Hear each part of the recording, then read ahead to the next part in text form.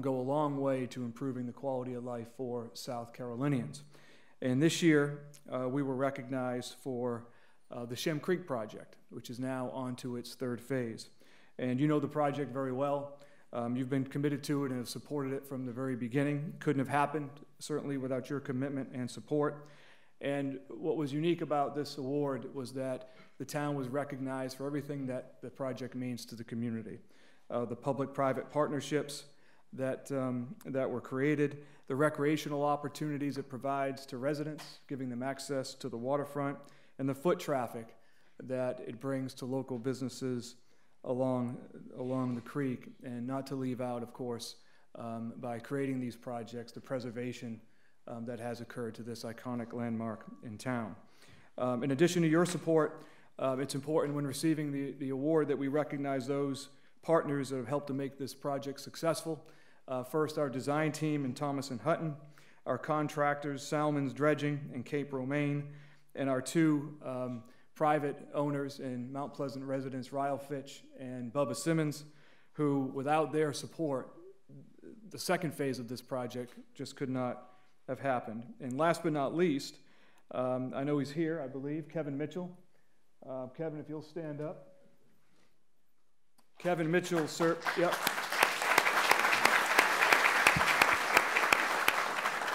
As you know, Kevin's our town engineer and served as the project manager in every phase of this project and stayed in control and just did a superb, superb job. So without further ado, I'd like Jeff to come up, as well as all members of the Mount Pleasant Planning Department. Christiane as well. Please come forward. And Jeff, when you're ready, if you present the award to the mayor, that would be great. Drum roll. You got a drum roll, please?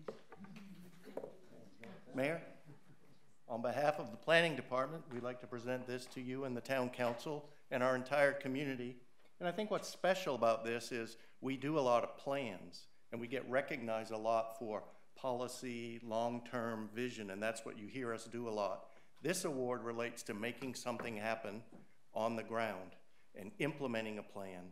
And so we're proud, especially proud, because we show we can do both sides of the planning process. We can plan and we can build things to improve our community in Mount Pleasant.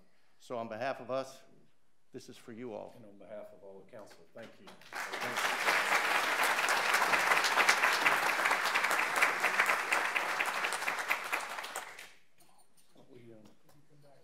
Yeah, come back here and do it with council.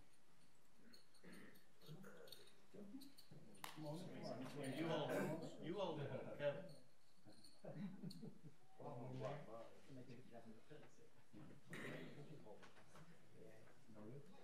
He's over here.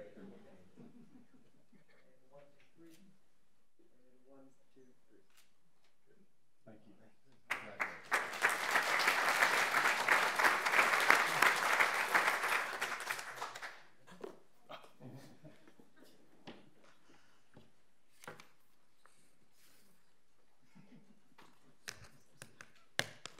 Mr. Owens, would you lead us, sir, in the recognition of the Moultrie Middle student government, please? Thank you. Yeah, thank you.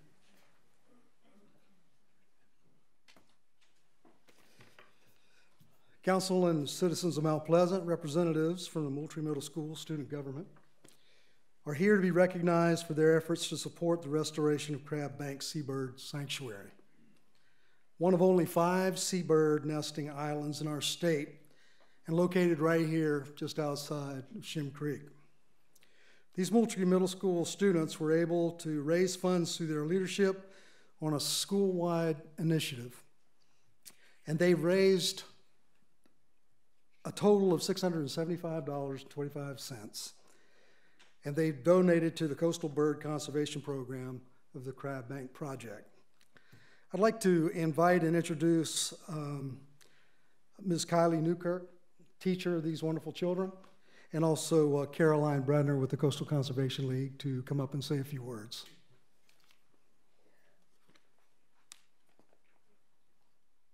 Thank you so much. I appreciate it. Thanks, Caroline. My name is Caroline Bradner. I work for the Coastal Conservation League, and you've heard me and many others speak about Crab Bank a lot. But Crab Bank is not just a place for birds, it's a place for learning and for connection. And for many years up until this year, thousands of students have gone out to Crab Bank to see a bird rookery, to connect with the nature, and to learn about ecosystems and wildlife and how everything fits together. And Moultrie Middle School has been there every year, many, many times. I've personally taken many of them out to see Crab Bank. And teachers like Ms. Kylie Newkirk here are doing great work educating these students about what they can do in their community to really make a difference. And because of that, I want to introduce Kylie and have her come up and say a little bit about what her students did. Thank you. Good evening. Again, my name is Kylie Newkirk, and I'm a 6th grade English teacher at Moultrie Middle School. Thank you for recognizing our student government tonight. As teachers, we try daily to teach and instill a sense of compassion and civic duty, not only in the classroom, but in the real world as well. And we hope that our students continue to carry this mindset and lead within the community. One way of doing this was providing back to the community, especially Mount Pleasant, and all the things that the town has done for our school.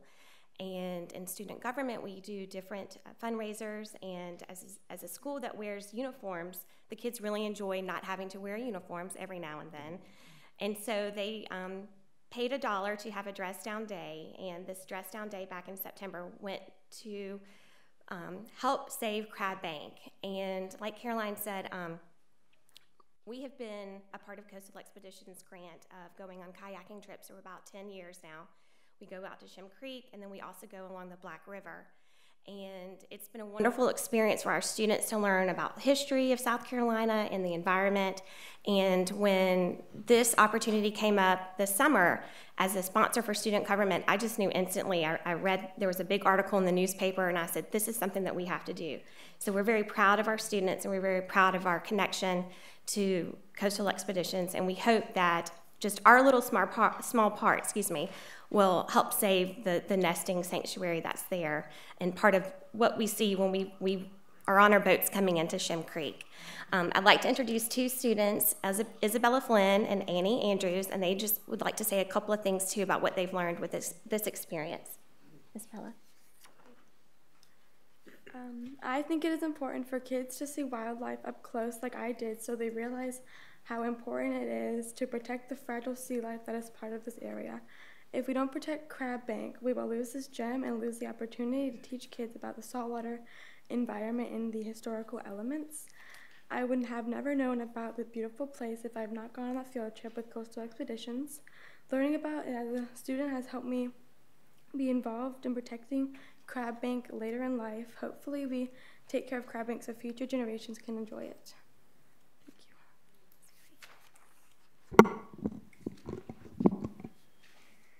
Crab Bank isn't important for the thousands of birds who use it for a nesting site and sanctuary. It is also important for the thousands of residents, tourists, and school groups that visit Shem Creek every year. For 10 years, students at Moultrie Middle School have learned about conservation and preservation during annual kayaking trips to Crab Bank. This year, Moultrie students donated $675 to help save Crab Bank during a student government dress down day.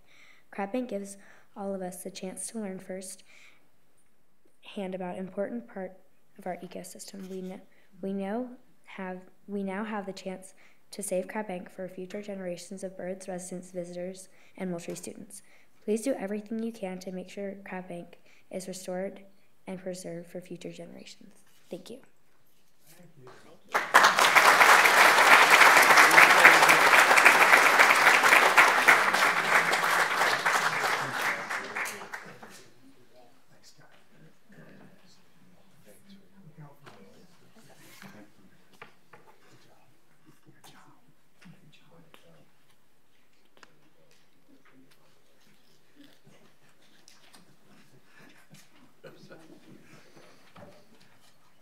The Wando High School boys and girls swim teams were not able to be with us this evening. We will have them back at another time. However, Mr. Santos will lead us in the recognition of Justin Pellick. Sir?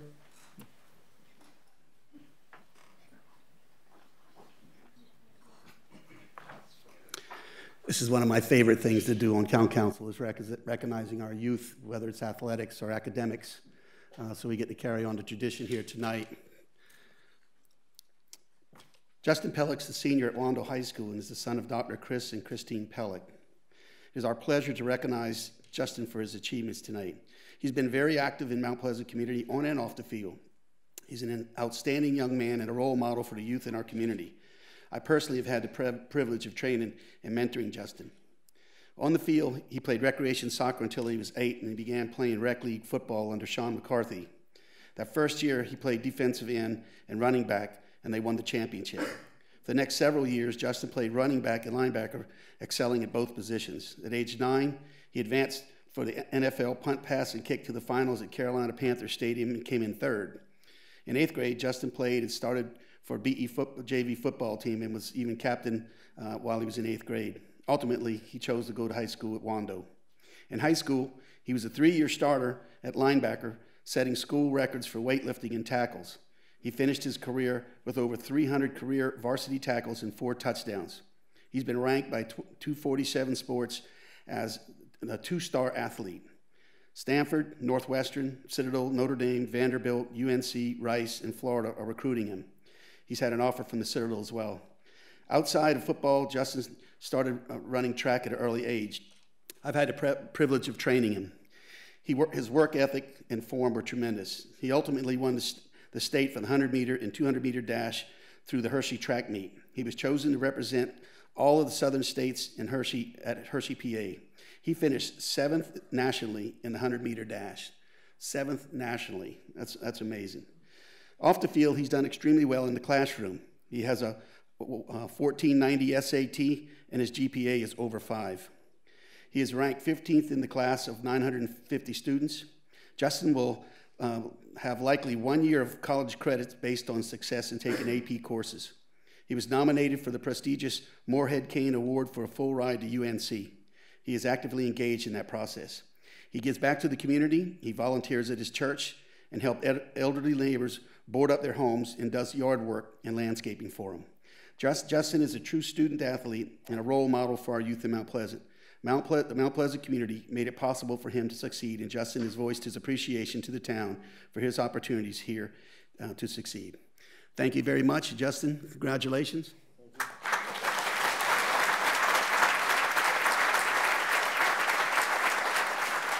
Just to tell you a little something, you know, Justin, when he was like 13 years old, I was training him. You probably saw the videos. He would come to training and he'd tell me, you know, what kind of foods he was eating, how many calories he was taking in, and he was telling me how many calories he was burning up per exercise we were doing. And, you know, I'm looking at him going like, you know, man, you're 12 or 13 years old, you know, but he was a student of it. He studied it. He conditioned hard. He had a great diet, and he really had his sights set for something like that. For a young child, I coached for over 3 decades, and I have to say that he was the only student that really, you know, learned the game through and through, and really took care of himself health-wise as well. Not only athletically, but academically, as you just heard. So, congratulations. He's up there taking my place.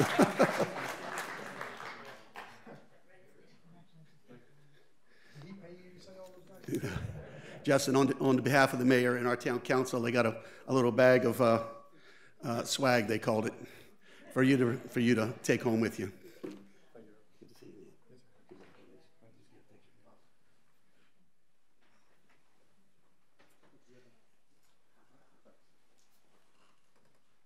He's going to the Citadel, by the way. I heard you can run faster than Mr. Santos.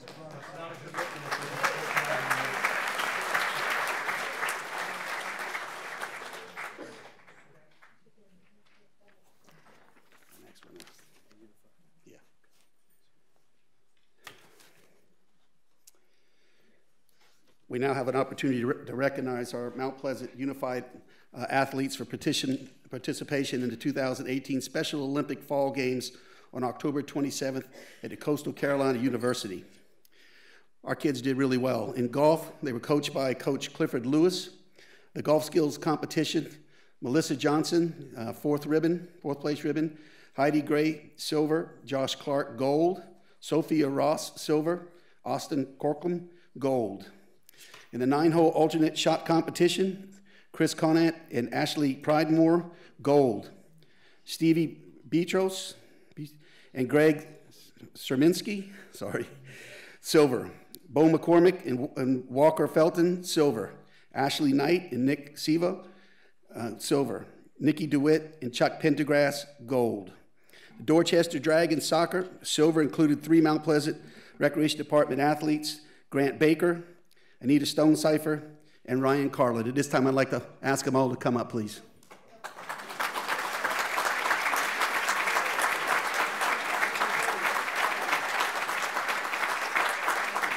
I want to come around and shake hands with the mayor and council.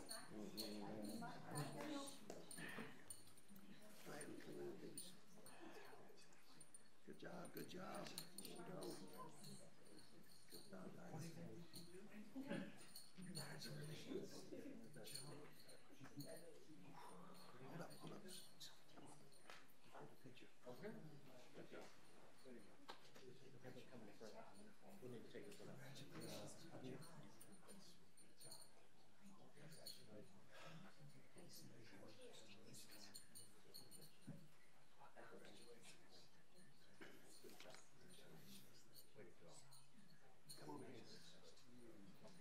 Let's get a picture. Come on, guys, come up here. Let's get a picture.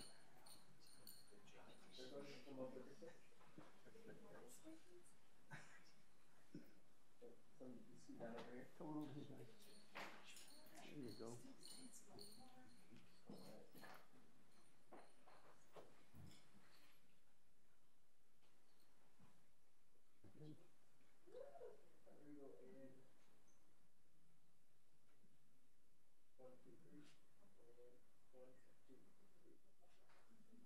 Good job, everybody.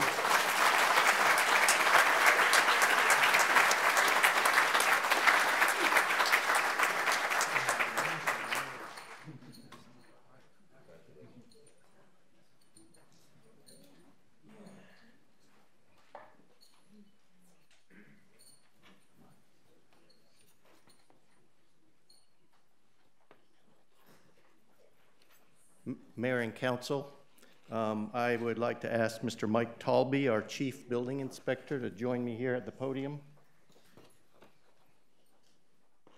And at the risk of getting in trouble, he needs to go to UNC. They need some football players right now. Mike started as a building inspector with us in 1998 and quickly established himself as a dedicated employee. His level of experience and knowledge of the industry, project management, construction methods, and materials is only possessed by the most experienced and well-trained professionals. Mike is highly certified in all disciplines of construction inspection, including building, plumbing, mechanical, electrical, zoning, and property maintenance. Mike's service to the community as a building inspector and his current capacity as the chief building inspector goes way beyond just getting the job done. He's been instrumental in helping many town business owners navigate our construction and approval processes. Many times he's worked with owners, contractors, and design professionals, putting extra time when needed to make sure they can complete a project and get the owner open for business.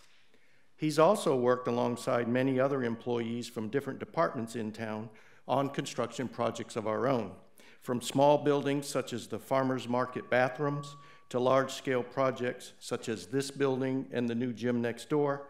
Mike has used his expertise in construction to help guide the completion of many public facilities. In his current position, he supervises 5 inspectors, and in addition to doing all of his own inspections, he coordinates and monitors their daily activity. Mike is very well known in the field, and we receive many compliments on his level of public service and willingness to push for success. He's always willing to lend a hand and a laugh when asked to track down an issue.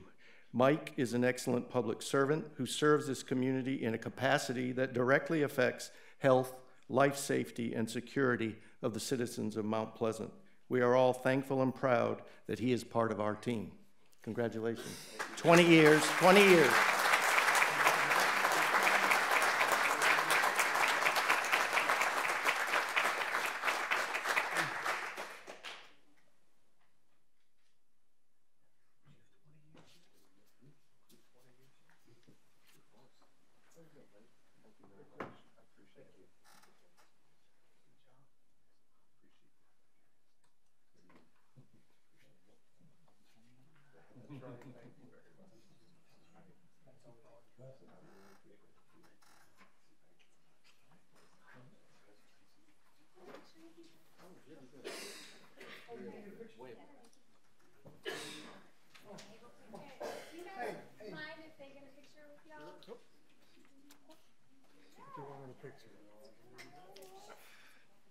Not you? If you'd have shaved, they might ask you to bend in.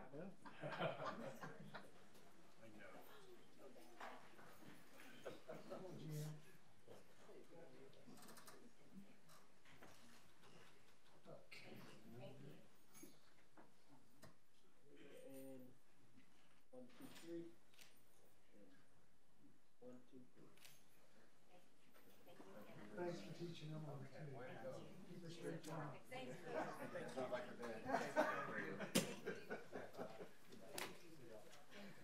you, ma'am. Bagliarini? Good, how are you? You good? Not like her dad. What do you mean by that? If you aren't here for the rest of the meeting, now is your time to go. Let's see here. This brings us to 6, I do believe. Yes, sir. All right, this brings us to item 6, approval of minutes from the October 9th, 2018 Town Council meeting and the October 2018 financial statement. Do we have a motion for approval of the minutes and the financial statements? Move to approve. Second. We have a motion to approve, and we have a second. I assume that's for both? Both. For both. Is there any discussion? Yes, sir. Yes, sir. I did notice that the minutes were kind of sanitized a little bit on the topic of Mr. Daniels trying to re-speak at the end after the finances of his organization were challenged. I worked with the clerk to try and figure out why that was. We weren't able to pin that down, why it disappeared, but I did check with a few council members who remember him requesting to speak and being told no.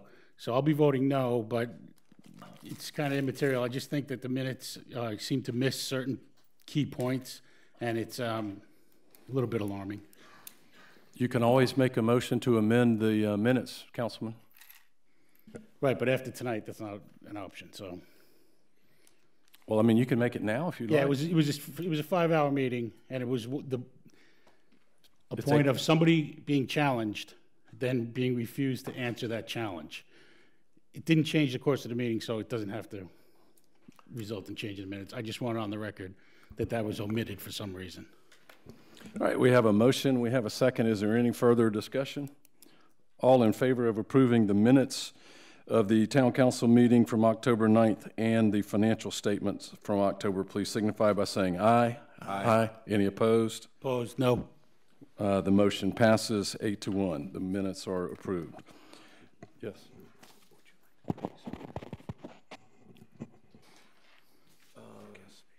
Yeah.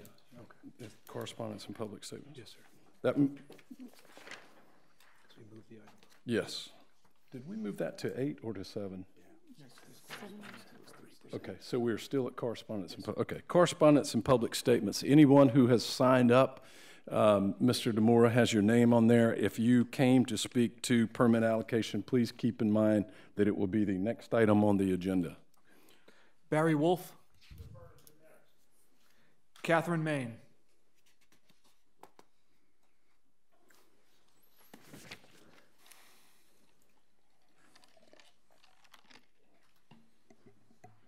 Catherine Main, 1321 Cassidy Court.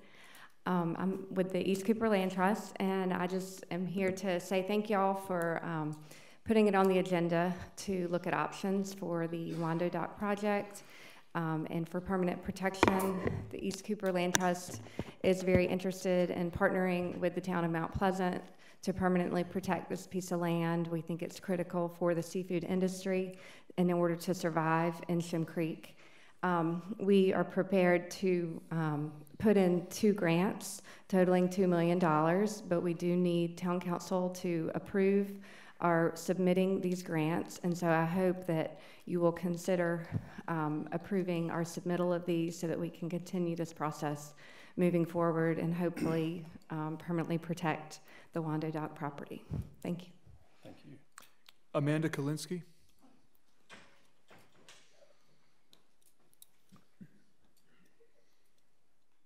And I didn't say this before. Give your name, address. You have 2 minutes, and there is the light system working tonight? Okay. You'll get a green light, a yellow light, and then a red light. It's to your left. Yes. So, not Amanda Kalinsky, but Bradley Kalinsky, 1601 Louder Drive. That is in Mount Pleasant.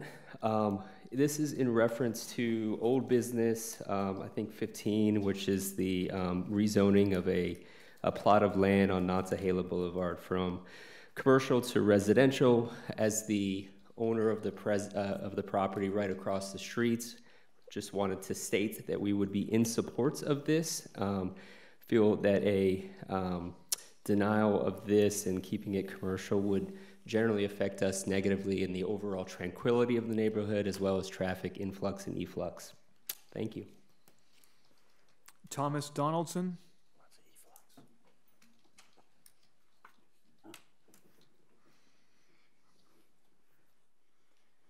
Thomas Donaldson, 1649 Louder Drive. I would like to echo the comments of the previous speaker. Also, as a resident of Louder Drive, I support the rezoning of that property and think that residential is the best use for that piece of land. Good evening, Mr. Mayor and members of the council. I would like to express my opposition to any broad-reaching regulations that limit the ability of property owners in the town of Mount Pleasant to utilize their property for short-term rentals. I understand that this is a complicated issue, and please know that property owners are willing to abide by and even support fair and reasonable regulations. That said, automatically ruling out entire communities from participation in short-term rentals just because they're zoned residential townhouse district or multifamily district is unreasonable, and I believe there's no basis for such actions. We live in a big town, and every community is different in their character and values. For example, when my wife and I bought our house on Louder Drive, there was a full-size school bus parked in the front yard of our neighbor's house, which he converted to an RV to take to NASCAR races. And the character of our neighborhood was to not have a problem with that. So I would recommend allowing individual communities to take it up with their HOA and their neighbors if they are opposed to short-term rentals. So again, I ask you not to arbitrarily prohibit short-term rentals on entire communities just because they are zoned residential townhouse district or multifamily district. As I've said, property owners are willing to abide by fair and reasonable regulations, and there is no reason to impose broad sweeping restrictions on the entire town because of a small number of disgruntled citizens in a few select communities. Thank you for your time. John Wright.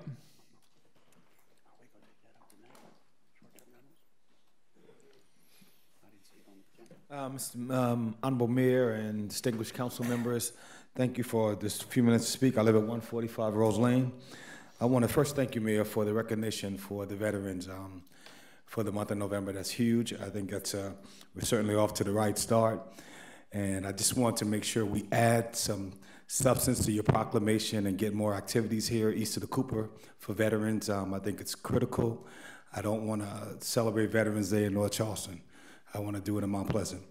And then in addition to that, I'd like to ask you all to give serious consideration to the Wando Dock. I think it's a very important part of Mount Pleasant. It's a staple. The seafood industry, we know how long they've been around. I came back home after 29 years to eat shrimp, and I don't want to have to get them from anywhere else.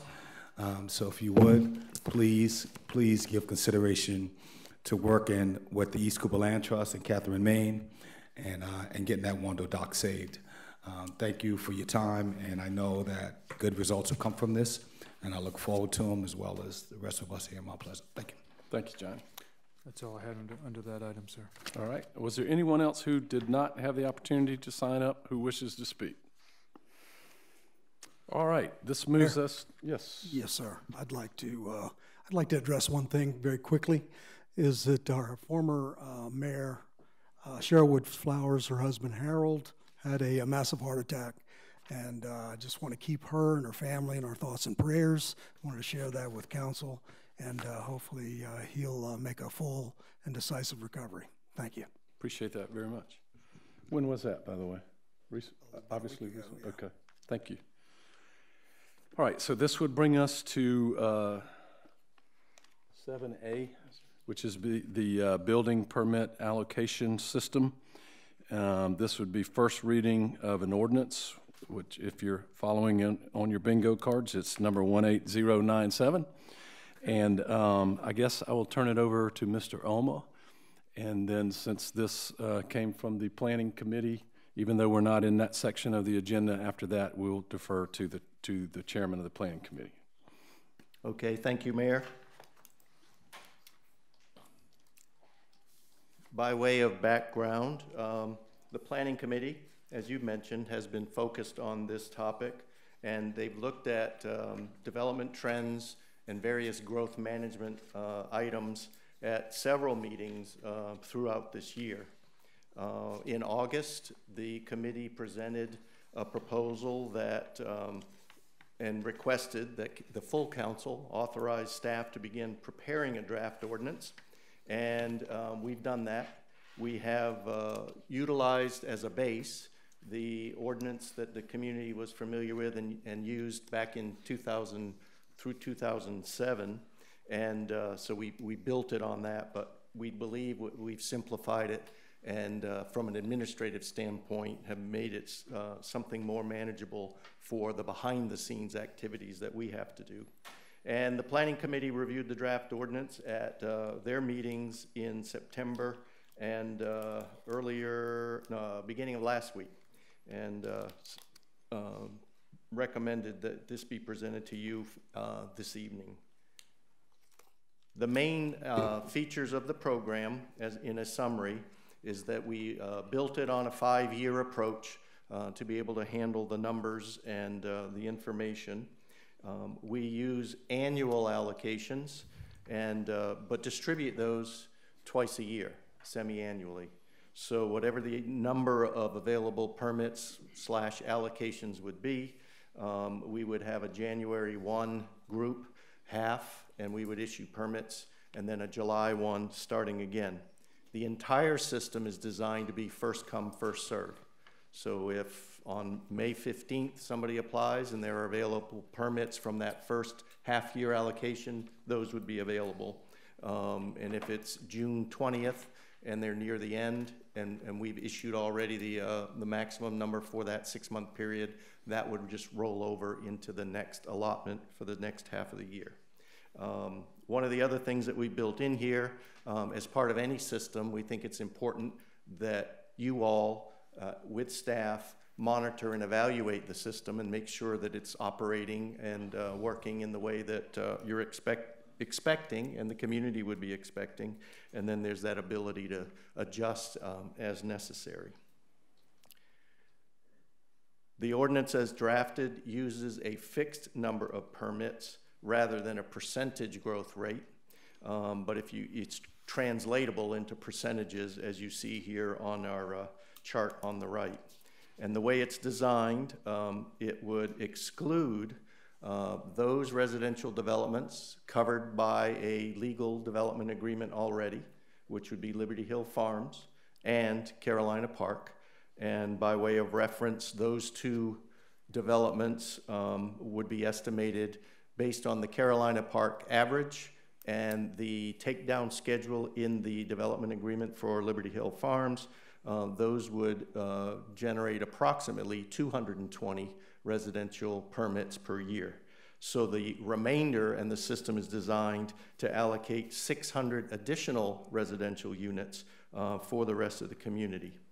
Based on our estimation that we would have about 40,000 dwelling units by the end of the year, that entirety translates to 2.1% over the duration of the program. And by comparison, the past 5 years were a 3.54% average growth rate in building permit issuance. There are 2 tables and only a couple of categories that we created on the sort of the single family side, if you will. Single family detached units, single family attached, meaning townhomes and duplexes, and ADUs, accessory dwelling units. So utilizing the numbers there, we would end up dealing with single family at 500 per year. But moving to table 2, we would then add 100 per year multifamily, and over the 5-year period, that would be equivalent to 500 total multifamily units. So that's how the division of the allocation is laid out in the ordinance in front of you this evening. There are a couple of exemptions, recognizing that somebody who removes a structure and wants to replace it with another structure isn't having a negative impact, generating additional impacts on the community. So that would not be part of, those would be over and above the whatever allocation is set. And we built in, as requested by the Planning Committee, a low-income affordable housing project exemption, and that would be for low-income residential development projects where the occupants would earn 80% or less of the area median income within our region. If our annual allotment is not reached, the permits would be rolled over into subsequent either half-year or entire year. So if there are 600 that we're working with in a given year, we issue 550. Those extra 50 would move over to the following year. And if we, as I mentioned earlier, if we have valid applications for permits that exceed the number of allotments that we have, those would just be put in the queue and held, working with the applicant to process that particular building permit at the next available opportunity that we have when there are available units that could be permitted. All permit applications must be complete. Construction, as we do require now, must begin within 6 months. Otherwise, that particular approval would go back into the pool. And there may be minor revisions to a building plan that somebody would be able to do, but turning in a permit for a single-family home and then coming back later and completely changing it would not be allowed. And we have some mechanisms that we would use to be able to monitor that. So the ordinance is in front of you this evening for first reading. As part of the zoning code, your planning commission needs to review and make a recommendation to you on it and conduct a public hearing. We would be able to do that at their next regular meeting on December 19th because they meet tomorrow night, and we wouldn't be able to turn things around that quickly. And according to our schedule, if council is so inclined, you could have on committee day in January a special council meeting where you might consider final reading of the ordinance. So with that, Mayor, I'll turn it back to you, and we're available for questions as you proceed. Thank you. I'll defer to the chairman of the committee. Yes, sir. Yes, sir. Thank you, Mayor Haney. This is something that we've been working on for a number of months. We had other staff sections come in to the planning committee and advise us on things that may impact their staff section. We brought it to the council several months ago and asked if this was something akin or close to what was wanted, and then there was a unanimous vote to go ahead and prepare the final ordinance, which is what we have. This is something, as you can tell from the level of detail, that has been a real work in progress. And my compliments to Mr. Ullman and the planning division. There was a lot of work put into this. I think it not only covers residences as single-family homes, but also ADUs, which we had wrestled with as to how we would manage ADUs. This does that. So it gives me a great deal of pleasure to make the motion to approve the permit allocation program. We have a motion. It, in fact, is from the committee, I believe. Yes, the committee it was unanimous. Okay, so it doesn't require a second, but we normally do that. Is there a second? Second. We have I'll a second if you need. Members of the committee. We have a motion. We have a second. Let me see if I get this right, Mr. Pagliarini. I guess what we are actually doing is passing first reading of the ordinance as written and distributed. That is the details, and this is the ordinance itself. That is correct, sir. The actual ordinance is an attachment. The language of the permit allocation system is an attachment to the ordinance. Okay. And that is what would be enacted after a public hearing at Planning Commission, recommendation by Planning Commission, and then second reading by council, which would include, if applicable, any amendments. Okay, so to be correct, this is a motion to pass ordinance 18097 as distributed. Yes. Is everybody clear on that? All right. Discussion. Mrs. Landing. I don't even know if I had my hand raised yet, Mayor. Thank you. You just knew that look in my eye. I'll just make one comment in regard to the fact that ordinarily things like this, which is a top-down approach to solving a problem, doesn't fit very well when you're a very free market-oriented person. Normally, in a free market, businesses and citizens and everything regulate themselves by the fact that, you know, if it starts to get too crowded, it's not as attractive, et cetera, et cetera. But unfortunately, it hasn't worked very well. Everybody loves Mount Pleasant and wants to come here. And so what we heard loud and clear a year ago in the campaign was something has to be done to slow things down. And so the permit allocation program, in this case, I asked a lot of questions behind the scenes to understand that really the numbers are still very generous in the sense that if somebody wants to live here, they'll be able to live here, but it hopefully gives a little bit of a slowdown such that we can let infrastructure and businesses and services catch up, which is what we really, really need for Mount Pleasant. So again, goes a little against my free market side of the thing, but I think it's what we need at this time. Thank you for listening. Thank you, Mrs. Landing.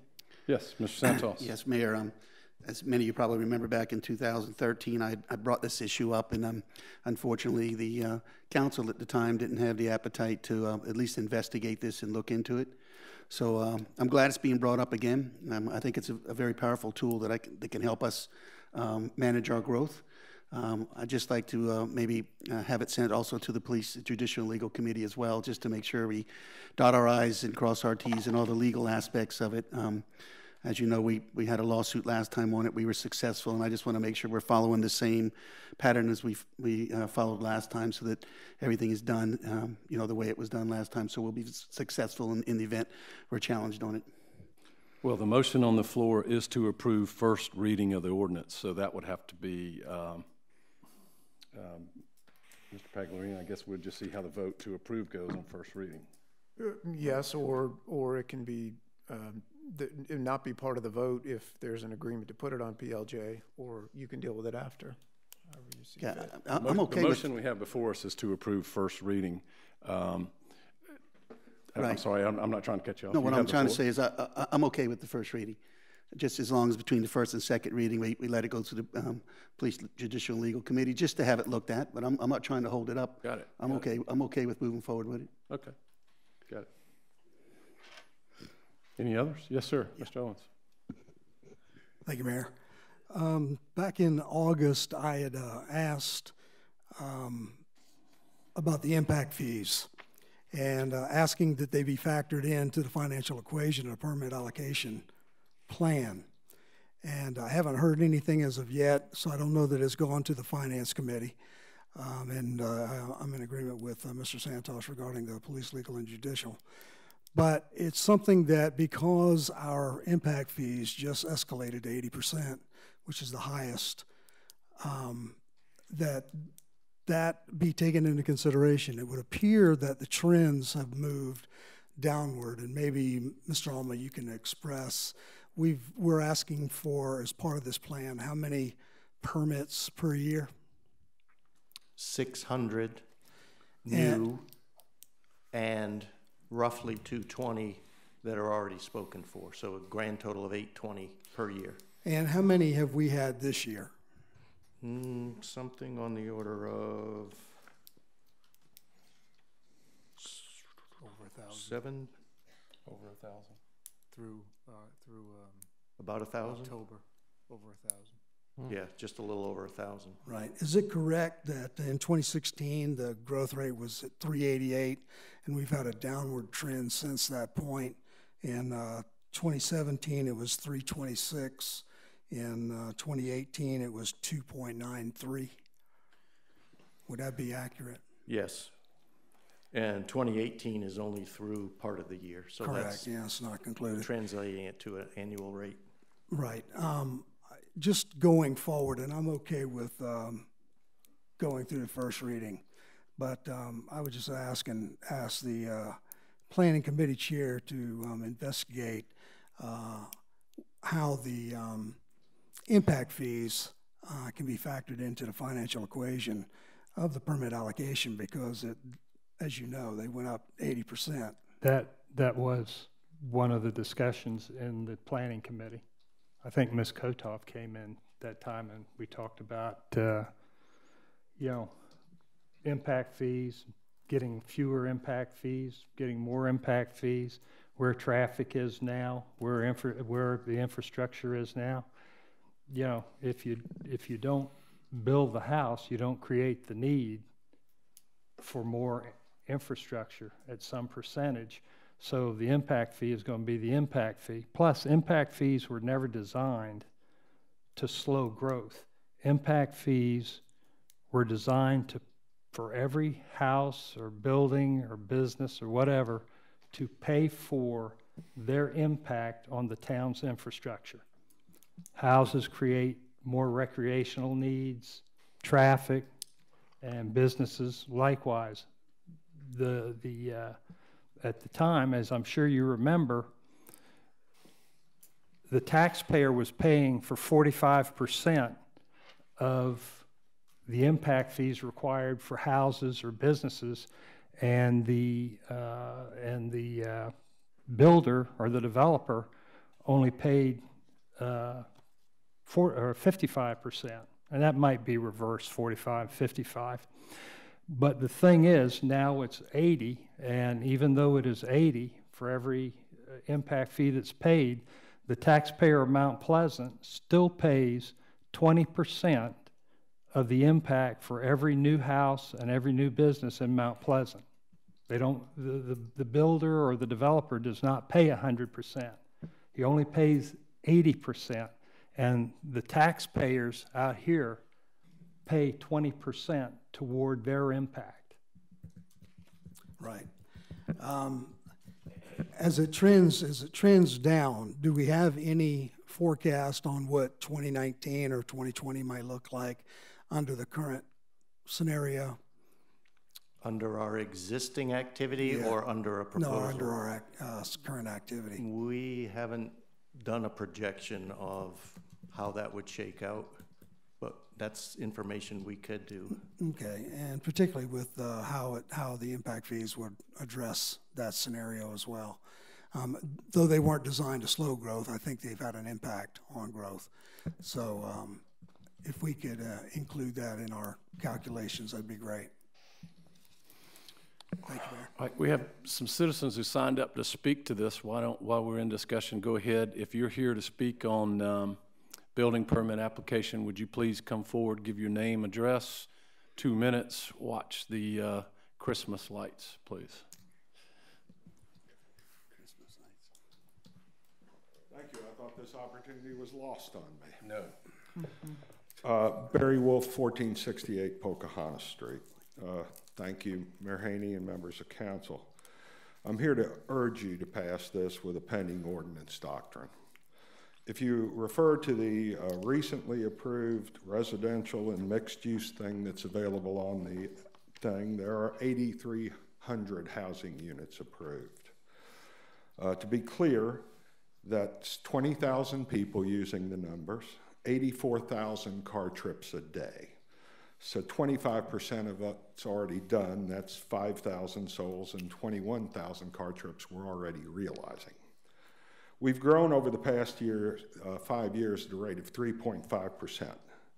This plan has the intent to slow it to 2.1. Excludes the 2,500 homes. Gives the town a chance to catch up. Infrastructure and services. We've been talking about regulating our growth for years. Many of you sitting here tonight are sitting there because you supported reining in growth. Now's the time. First reading gives the opportunity to have the ordinance perfected, tweaks if deemed necessary. It's time not to crawl, it is time to walk. This can has been kicked down the road so far. You can bring it to me at the scrapyard. It's already flat. I don't have to do anything with it. Let's get it done. Let's work together, and let's help save our town. Thank you. Thank you, Mr. Wolf. Next. Only one? Yes, sir.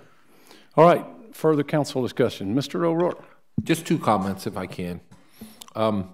I also want to thank the staff for what they did to put this together. This was months, many months, much research. Many times we sent them back. So I wanted to say thank you also. But one other thing for you, Mayor, I guess, is we're going to have a retreat soon. And we often talk about letting the infrastructure catch up. But I don't know if we've ever sat down and articulated what exactly the infrastructure catch-up needs to be, what the timeline's going to be, and what it's going to cost. Because right now they sound like great buzzwords that we all say, let's let the infrastructure catch up. But I think it's our responsibility to catch it up. So we're going to need at the retreat, I believe, because this may be the most important thing that the citizens want, to define what that means and then how to fund that. So that's just another comment. Thank you. Great. Thank you. Anyone else? Oh, yes, sir. I'd just like to echo what Mr. O'Rourke said. I noticed there's a notation that growth has increased traffic, congestion, and noise, also burdened services, and have required the town to increase its workforce and purchase the necessary machinery and equipment in an effort to maintain acceptable levels of service. That's a new one for the town to actually acknowledge that one in writing, at least from the time I've been watching. So I applaud that part of it. The other part of it is relates kind of to what Mr. Owens said. We looked at the old ordinance and we're trying to see what the effect is legally. I'm concerned about the interaction with the impact fees. Will some of these whereas clauses make it sound like the whole town is in failing infrastructure, which might well be the case. The problem is that runs counter to what we did with the impact fees, because when things are failures already, we can't use that money to fix the failure. We can't use impact fee money. It has to be used for new things. So I'm a little bit concerned about that, and I would like legal to look at that in the meantime. I support first reading. I support the pending ordinance doctrine to start it immediately, but I do want to hear legal's take on that interaction. And I don't think the legal committee is going to do it. It has to be an actual attorney. Take a look at that, please. Thank you. It would be a separate motion. Or you could amend it. Okay. All right. I was just getting legal advice that if there were to be a pending ordinance doctrine, it would be a separate motion. But seeing how this will start in January, I'm not sure. You can tell us from how many permits. I mean, in a month, is there likely to be a run on permits in basically 1 month's time with 2 holidays? We wouldn't think so at this time of year, Mayor. Also, we look at and track sort of the supply of platted available lots that are actually eligible for somebody to get a building permit. There may be lots of approvals. There may be zoning entitlements on, out there that could materialize, but those are often estimated sort of with gross numbers. The amount of, available supply of, ready to go lots that are platted and recorded where you could get a building permit is not as large as it used to be. Right now, if we're averaging, 50 to 54 single family a month, in another month, it probably would be something like that. We do see spikes, now and then, and it varies as to the cause of what those are. So some months we've been low for a while, and then maybe due to weather, due to the timing of a project that's been in the works for a long time, and they finally get an entire phase platted with 55 lots and they're ready to go. So you see some of that, but we seem to be hanging pretty steady in terms of the activity. Okay. Mr. Ulmer. Yeah. Yeah, thank you, Mayor. Jeff, do you recall whether or not there was a run on permits during April to July before the impact fees saw its escalated rise? We did have some, like in before the ordinance would escalate. So we had a July 1 and a January 1. Those months or two just before that, there were increases in those. But then afterwards, they dropped back down and were reduced. Okay, thank you. you. So folks monitor and anticipate these things, but whether or not that's sustainable, we don't believe so. Again, because of what's available to actually develop. I'm just asking from a technical standpoint, how would you do a pending ordinance doctrine on an ordinance that is specifically set to begin in January? That's my question. It's a 2019 ordinance. Right. Legally, it's not going to apply until January 1 anyway. It's not going to affect any permits, whether there are permits requested ahead of time. There's nothing in a pending ordinance that would prevent that unless council decided to hold off on all permits until that time. Right, and as I remember from the committee meetings, part of the structure of this is that it works on a calendar year. If you were at the meetings, you heard staff talk about the difficulty of administering this quarterly as opposed to biannually. And so if we did a pending ordinance, then we're going to have 6 weeks of a year that was not meant to be in there. I mean, I'm all for pending ordinances, but this one is a little different because it's a timing thing for a year, and I see some difficulty in that. But the motion before us is to approve. Yes, sir. There's also an economic issue in play. Mortgage rates and borrowing interest rates are going up. So we don't really know what effect that has. Generally, the people want to borrow while money's cheaper. So they're going to want it sooner rather than later. So I think that's something that's in play. I'm not an economist. I can't say exactly what effect it will have. But that's in play that may not have been in play the last time. All right. Any other discussion before we take the vote? All right. All in favor of the motion to approve ordinance number 18097, an ordinance to implement a building permit allocation system, please signify by saying aye. Aye. Any opposed? The motion passes unanimously. First reading, ordinance number 18097, an ordinance to implement a building permit allocation system, Chapter 156 of the Town of Mount Pleasant Code of Ordinances. And remind the public and everyone else, second reading will be at our December meeting. It's or January. Special meeting in January. It's January 2nd. Okay, got it. All right, so in our amended, hang on a second, I just picked up the wrong agenda. There we go. This moves us to planning, item 8, which would begin with A1, new business, and again, Mr. Ulma. Mr. Mayor, items 1, 2, and 3 are all annexations. I'd like to make a motion for approval of items A1, 2, and 3. Second. We have a motion and a second to approve items A1, A2, and A3, all being annexations. And we have a motion and a second. Any discussion? Anyone here to address these before we vote? All in favor of the motion to approve items A1, 2, and 3 signify by saying aye. Aye. Any opposed? The ayes have it. It passes unanimous.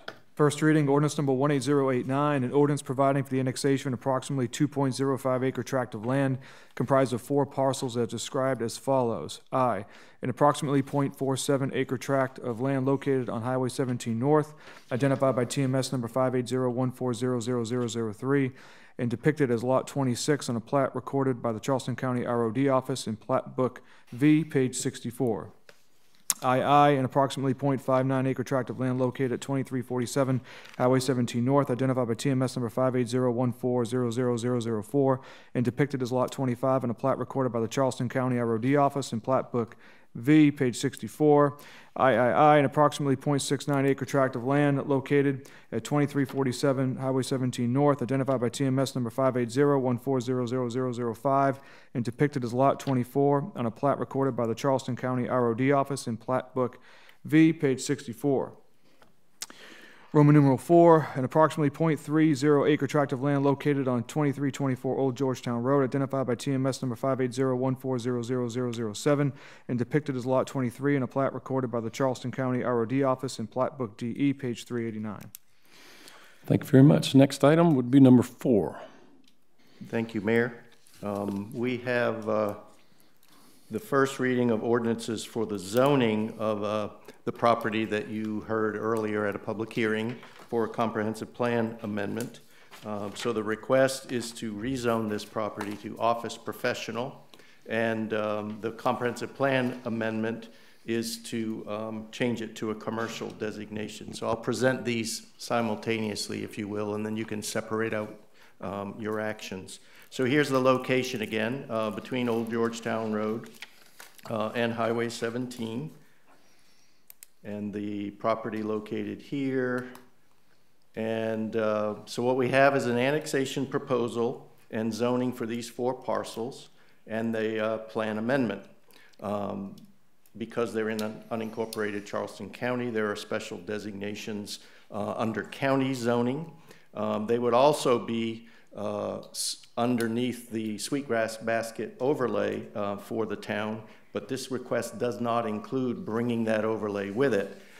If it did, the overlay itself recognizes this area differently in this Old Georgetown Road loop, and it designates it for low-intensity office kinds of uses, which does not allow for the proposal here, the request here. And it also limits, as point 3 says, commercial buildings in that designation under our overlay could only be 3,000 square feet of floor area, and they would be limited in terms of hours of operation. So what the request involves is a proposal to locate a bank on this property, and it is a permitted use in OP zoning, and that's what the request is for this property. Many of the properties around here are mostly residential and some scattered commercial uses and activities nearby. They're adjacent to the fortification line historical resource, and one of the comments we made is that we might want to have some information as future site plan submittals would come in to take a look at that. And any commercial development on these parcels would be subject to design review by our design review board. Here is a sketch of the building. You're not approving at this point the building. This is what the applicants had provided to be able to give a feel for what it was they were proposing. And they also had this conceptual plan showing the layout with right-out access off 17 and access primarily, full access off Old Georgetown Road. Mr. Mayor, I'll make a motion to approve first reading. Second. I have a motion to approve. Excuse me, who was the second on that? Thank you. Who was the second? Oh, Mr. Owens. Mr. Owens was. We have several people signed up to speak to this, so before we have discussion, let's hear from the public. Yeah. George Freeman.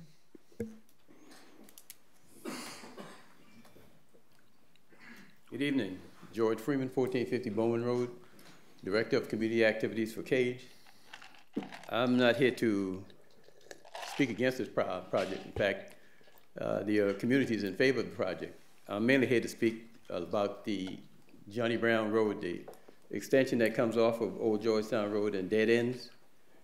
There's a subdivision that's going to be built in that area, and that was one of the main reasons why we fought to have that connection built in that area. And I know that there's been plans not to make the connection to 17, and we're not concerned about that. But we would like to see Johnny Brown Road, that short piece there, extended all the way to Billy Swills Boulevard when it's built, because that way the people in Christchurch will be able to go south from there.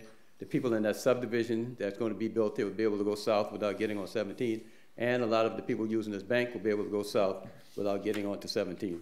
And that's mainly what I'm here today to do, try to get you to take that into consideration. And as you were speaking about traffic tonight, this would be a good way to alleviate traffic in this area. Thank you. Tommy Baker.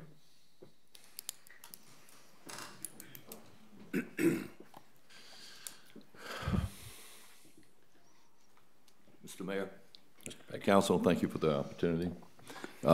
First off, we want to share with you that this was the first community bank in the state of South Carolina in the last 10 years. And one of the first, I think, there was 8 done since 2008 in America. So we're very proud of that. When we said, where do we want our corporate headquarters, and I repeat, our corporate headquarters, we said, there's no other place other than Mount Pleasant. We found the right location. We love the location, but most importantly, we went to the community, and we said, it's only good if it's good for the community. And so we went to the leaders of the community, Mr. Jefferson, Mr. Freeman, and we asked what their needs were. Their statement to us was, we want this to be part of the community. And my first statement was, sir, it's a community bank. We're here to serve. And so we went from there, and he started telling me about the community. Well, growing up over here in Mount Pleasant, I know about this community.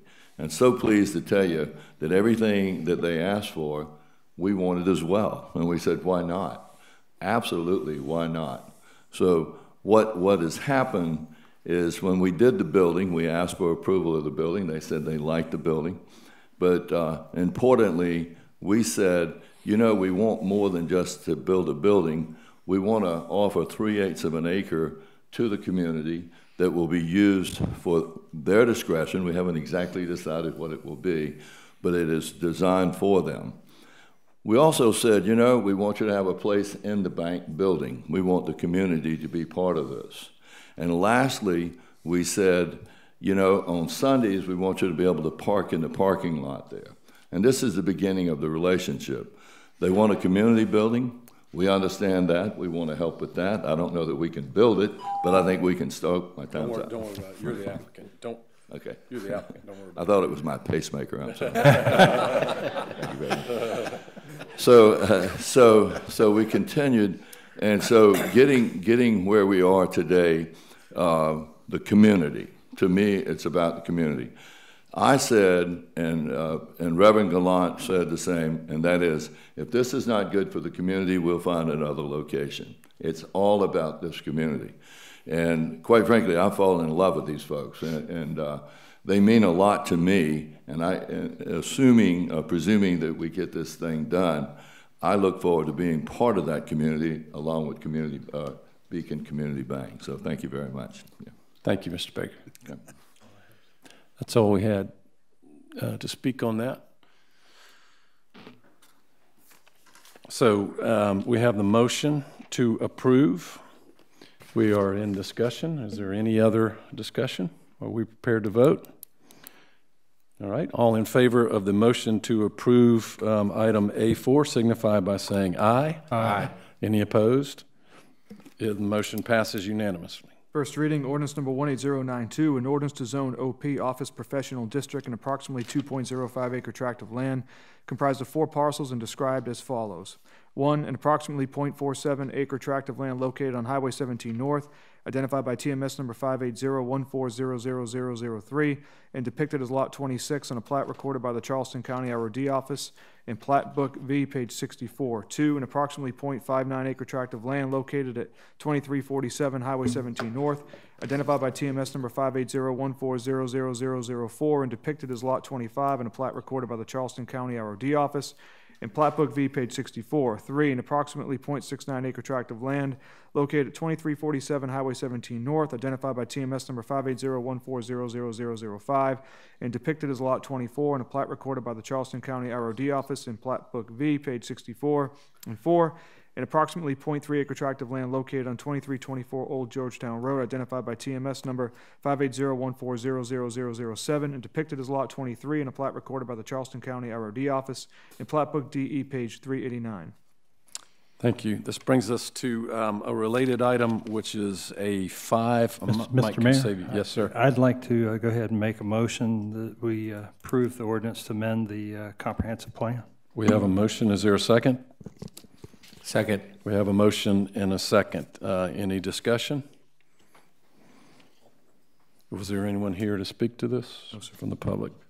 All right, I guess we're prepared to vote on the accompanying amendment. All in favor of the motion to approve item A5, the first reading of the ordinance to amend the comp plan for the item that we just voted on before that, signify by saying aye.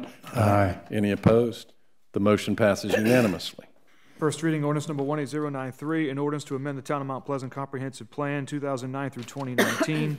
Future land use map pertaining to an approximately 2.05 acre tract of land comprised of 4 parcels and described as follows. 1, an approximately .47 acre tract of land located on Highway 17 North, identified by TMS number 58014000003 and depicted as Lot 26 in a plat recorded by the Charleston County ROD office in Plat Book V, page 64. 2, an approximately .59 acre tract of land located at 2347 Highway 17 North, identified by TMS number 58014000004 and depicted as Lot 25 in a plat recorded by the Charleston County ROD office in Plat Book V, page 64. 3, an approximately .69 acre tract of land located at 2347 Highway 17 North, identified by TMS number 58014000005 and depicted as Lot 24 in a plat recorded by the Charleston County ROD office in Plat Book V, page 64. And 4, an approximately .3 acre tract of land located on 2324 Old Georgetown Road, identified by TMS number 58014000007 and depicted as Lot 23 in a plat recorded by the Charleston County ROD office in Plat Book DE, page 389, by changing the land use recommendation from community conservation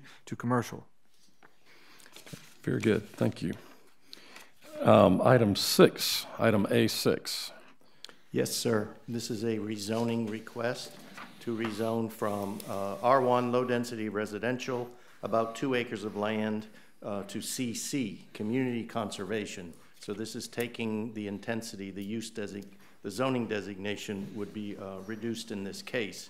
And it'll sound familiar in a minute if you haven't taken a look at this one. The property is located here off Long Point Road and designated on our comprehensive plan as natural open space. However, this portion with the star on it, shown in yellow or gold, is actually zoned R1. And so the request is to change the zoning on that. And the similarity is that the applicant constructed originally a smaller dwelling unit in 2016. And now they're ready to build their main residence. However, our ordinance does not allow 2 separate dwellings on the same piece of property. And you have a final reading on a similar case later on your agenda. And so their request would be to change this to community conservation, which then can take advantage of our provisions in that district that allow you to have up to 3 or up to 5 separate dwellings on a single piece of property. Not their intent. Their intent is main house, and this one they built first would then become accessory to that. And with that, I'll answer any questions that you have. Mr. Mayor, I'd like to make a motion to approve. We have a motion to approve. Do we have a second? And we have a second. Ms. Whip. Mr. Bustos was the second, and Mr. Bremer was to approve. I would just like to highlight for council that we recognize, the planning committee recognized that this is the second case that has come before us where there's been this issue about putting a second dwelling or building a house, a primary house where there's a smaller house on there, and that there's basically an issue with the ordinance. And so we have tasked staff with fixing that so that we won't have these issues come before us again. Good. She stole my note. Okay. And I would like to add, too, for the record, for this meeting, what Mr. Olma mentioned very capably, I believe it was in the last committee meeting. Community conservation is not the same as rural conservation. Community is to preserve some of our unique cultural communities, and this is an aspect of that. Yes. Is having multiple generations of families live on one plot of land. And so this would, this would meet that. This is not a real departure from that. This is actually fixing it to where it can be used as was intended. Is that correct? Yes. Okay. And not intended to be a subdivision, if you will. Got it. Mr. Kane. Is this a multi-generational situation on this property that we're aware of, or is this somebody that's looking at the rules and trying to find a spot to fit a second house onto their property? I think their original intent was to build the main house, but they started, like you might, building your first one, being able to live on the property in order to save up and be ready to build the main one. I can appreciate that. Yeah. The next question is, where does it fall with our comprehensive plan? Is this something that we want people to be building a second home on their property? Yeah, I think under, the ordinance and on a couple of acres of land, having an accessory dwelling unit to a main unit is pretty standard. It's in the plan. Mm-hmm. Thank you. The applicant may be here to speak. Yes, we do have a speaker. If necessary. All right. Any questions of the applicant? Are we prepared to vote? All in favor of the motion to approve item A6, please signify by saying aye. Aye. Aye. Any opposed? The motion passes unanimously. First reading, ordinance number 18094, an ordinance to rezone from R1 low-density residential district to CC Community Conservation District, approximately 2.03 acre portion of a larger 12.23 acre tract of land located at 1227 Long Point Road, identified by TMS number 557000019, and depicted on a plat recorded by the Charleston County ROD Office in Plat Book AH, page 150. This brings us to item number 7, which is a first reading of an ordinance to rezone from community conservation to low-density residential. I must recuse myself from this, not because I have an interest in this or any other development, but I rent my office from the applicant, and that is a financial relationship. So I will turn over to the Mayor Pro Tem to conduct this item. Thank you, Mr. Mayor. We have first reading ordinance to rezone from CC Community Conservation District to R1 Low Density Residential District, an approximately 6.97 acre tract of land located at Rifle Range Road. Mr. Mayor Pro Tem, to save you some words, I'd like to make a motion to approve and then also make some comments if I get a second. Second. Okay, thank you very much. Appreciate that. Go ahead. Just for council's knowledge, this is a parcel actually that came in front of us multiple times. And council had several issues with previous plans, and the project never really got to the point where it satisfied council in terms of trees and lot size and that sort of thing. And the applicant came to planning committee, and I thought did a very thorough job of sort of listing out the problems that the previous project had and what he is doing now to bring that project into more compliance with what council had asked for before. And I appreciate those efforts, so that's why I'm making the motion to approve. I think it's a good project, that it addresses all the issues that we have previously explained and requested for this parcel. Okay, thank you very much. We got a motion. Do we have a second? I'll second it. All right, we got a motion and a second. Is there anybody who wants to speak on this? Yes, sir. We have a speaker, David Rowland.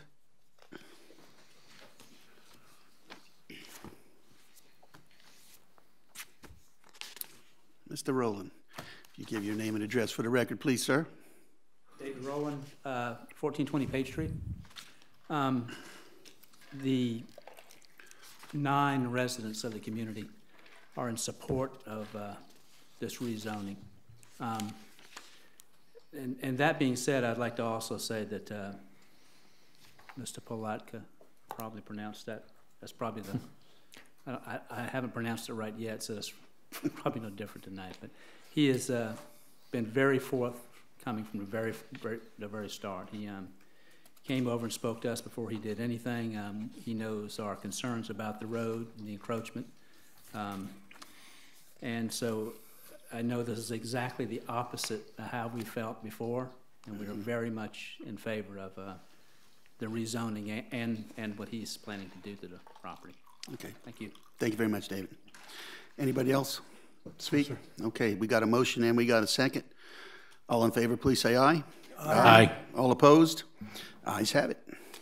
First reading, ordinance number 18095, an ordinance to rezone from CC Community Conservation District to R1, low-density residential district, an approximately 6.97 acre tract of land located at Rifle Range Road, identified by TMS number 56100000012, and known as Tract B in the Myrtle Grove subdivision, as depicted on the plat recorded by the Charleston County ROD office in Book DA, page 508.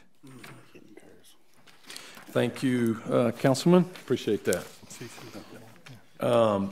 This brings us to Section B, Old Business. Item number 1, please. This is final reading for an ordinance to amend the Pepper Tract Plan Development District, but you have a request to defer this until your next meeting in December. So moved. Second. All right, we have a motion to defer, and we have a second. Is there any discussion? All in favor of the motion to defer signify by saying aye. Aye. Any opposed? The deferral is unanimous. Mr. Mayor, I'd like to make a motion that we approve 2, 3, and 4, and 5, and 6. Ooh, 2, 3, 4, 5, and 6? Yes, 2 sir. through 6, I'll second. Okay. We have a motion and a second to approve items B, 2, 3, 4, 5, and 6. These are final readings on things that have basically been unanimous all along. And they're all annexations as well. Yep, and they're all annexations. So is there any discussion? All in favor of the motion to approve items B, 2, 3, 4, 5, and 6 signify by saying aye. Aye. Any opposed? Unanimous. Final reading, ordinance number 18070, an ordinance providing for the annexation of approximately 0.98 acre tract of land located at 4325 Royal New Kent Court, identified by TMS number 63200000095, and is lot 21 on a plat recorded by the Charleston County ROD office in Plat Book EG, page 109 to 113. Final reading, ordinance number 18071, an ordinance providing for the annexation of approximately 0.8 acre tract of land located at 1826 Omni Boulevard, identified by TMS number 56101000018, and depicted as lot 23, Block E, in a plat recorded by the Charleston County ROD office in Plat Book BP, page 163. Final reading, ordinance number 18072, an ordinance providing for the annexation of approximately 0.68 acre tract of land located at 1334 Venning Road, identified by TMS number 56214000010, and depicted as lot 12 in a plat recorded by the Charleston County ROD office in Plat Book H, page 26. Final reading, ordinance number 18073, an ordinance providing for the annexation of approximately 0.54 acre tract of land located at 3749 Station Point Court, identified by TMS number 59608000044, and depicted as lot 42, Block A, on a plat recorded by the Charleston County ROD office in Plat Book EA, page 86. Final reading, ordinance number 18074, an ordinance providing for the annexation of approximately 1.49 acre tract of land located at 1708 Omni Boulevard, identified by TMS number 56101000034, and depicted as lot 17, Block E, in a plat recorded by the Charleston County ROD office in Plat Book BN, page 191. Thank you very much. This brings us to item B7, which is final reading of Park and Recreational and Green Space and Preservation and Protection Plans. Would you be turning it over to Ms. Cannon? Ms. Cannon, yes, sir. Good evening, thank you. I'm not going to go over too much other than what's changed between first reading and second reading, and that was based on some concerns from Mr. Santos about the lack of allowable recreation areas. And so Eddie and I worked with the Recreation Department to try to find out what the needs were with these, the fundamental 8-year-old soccer league where they would practice within their neighborhood and they wouldn't have to drive outside of their neighborhood. And so they're called microfields. You're familiar with them, but we went through I think it ended up being 20 by 40 yards. But so we came up with this extra provision where it allows for one recreational field per development, no larger than 4,000 square feet, to allow for active recreation and neighborhood sports. So other than that, nothing else has changed with the new provisions to require 30% open space in addition to the 25-foot buffer along the streets. But I'm happy to go through it again if you'd like. So. Approval. Second. Final approval as amended? Yes, final approval as amended. As amended. We have a motion, and we have a second for final approval as amended. Any discussion? Yes. Yeah, Mr. Mayor, I want to thank staff for implementing this recreation aspect of it very much. I think the parents of these youngsters that can actually get on the bike and ride up to the field and play rather than getting in their car and going halfway across town to be able to take their 5 to 8 year olds to practice. We'll appreciate it a lot. So thank you very much for doing that. Any others? All right, all in favor of the motion to approve as amended, please signify by saying aye. Aye. Any opposed? The motion passes unanimous. Final reading, ordinance number 18075, an ordinance to amend the Town of Mount Pleasant Code of Ordinances, Chapter 155, Land Development Regulations by deleting Section 155.073, Park and Recreational Areas, and adding a new Section 155.054, Green Space Preservation and Protection Plan to establish intent, purpose, and standards for new residential development. Brings us to B8. Mr. Mayor, I'd like to move for final approval on behalf of all the trees and shrubs in Mount Pleasant. Final approval of item number 8. Second. And hopefully this will result in a greener Mount Pleasant. We have a motion and we have a second. Is there any discussion?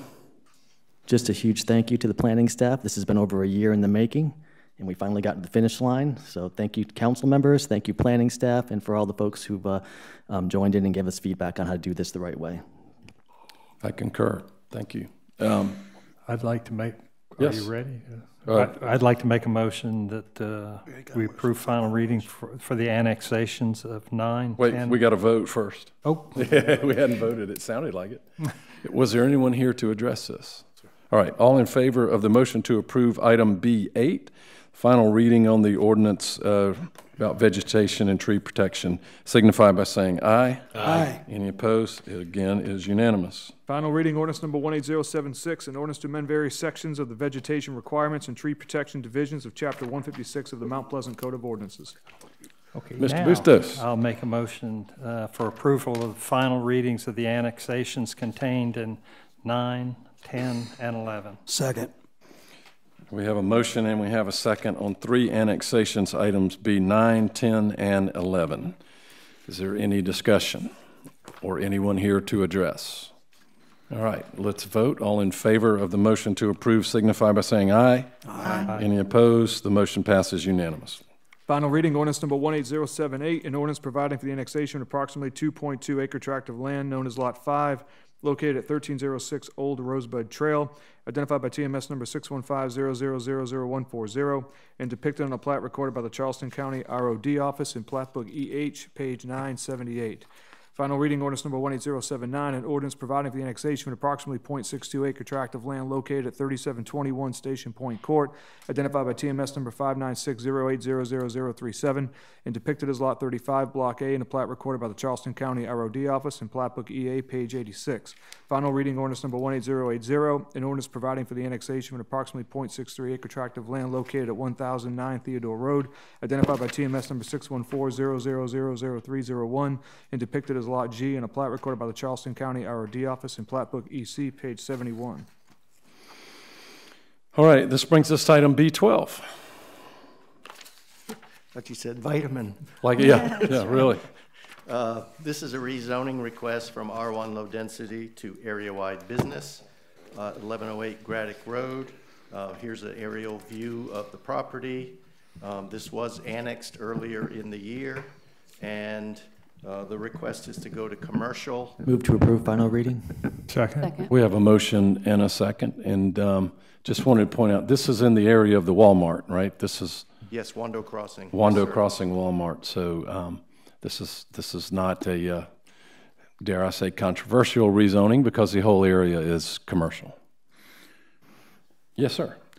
Yeah, I just want to echo that. When you look at the red on the diagram right now, it's completely surrounded by commercial. So in reading the minutes of last month, it does appear a little inconsistent because like two numbers from now, we're going to have a similar thing in reverse. This one is completely surrounded by commercial. It's across the street from a gas station. It's next to and across the street from the back of 2 large strip malls. There's really nothing else that can work here other than commercial, so it's a valid switch from residential to commercial. Thanks, sir. Any other comments? Was anyone here to address? No, sir. All right, we're prepared to vote on the motion to approve item B12. All in favor signify by saying aye. Aye. Any opposed? Again, unanimous. Final reading, ordinance number 18081, an ordinance to rezone from R1 low-density residential district to AB area-wide business district, an approximately .53 acre tract of land located at 1108 Graddock Road, identified by TMS number 55900000176 and depicted on the plat recorded by the Charleston County ROD office in plat book S08, page 101. Mr. Altman, item B13. 13 is an ordinance to add to the Pepper PD conservation design into the low density, very low density portion of this. This is the property that was just annexed. And you can see here that several of the lots within this large lot subdivision haven't been annexed yet. This is one that would be added and given that designation within the PD. Move to approve final reading. I have a motion and a second. Any discussion? Mr. Bustos? Anyone here to address this one? No, sir. All right, we're prepared to vote. We have a motion to approve item B13. All in favor signify by saying aye. Aye. Aye. Any opposed? The motion passes unanimously. Final reading, ordinance number 18082, an ordinance to zone PD/CD Plan Development Conservation Design District, an approximately 2.2 acre tract of land known as Lot 5, located at 1306 Old Rosebud Trail, identified by TMS number 61500000140, and depicted on a plat recorded by the Charleston County ROD office in plat book EH, page 978.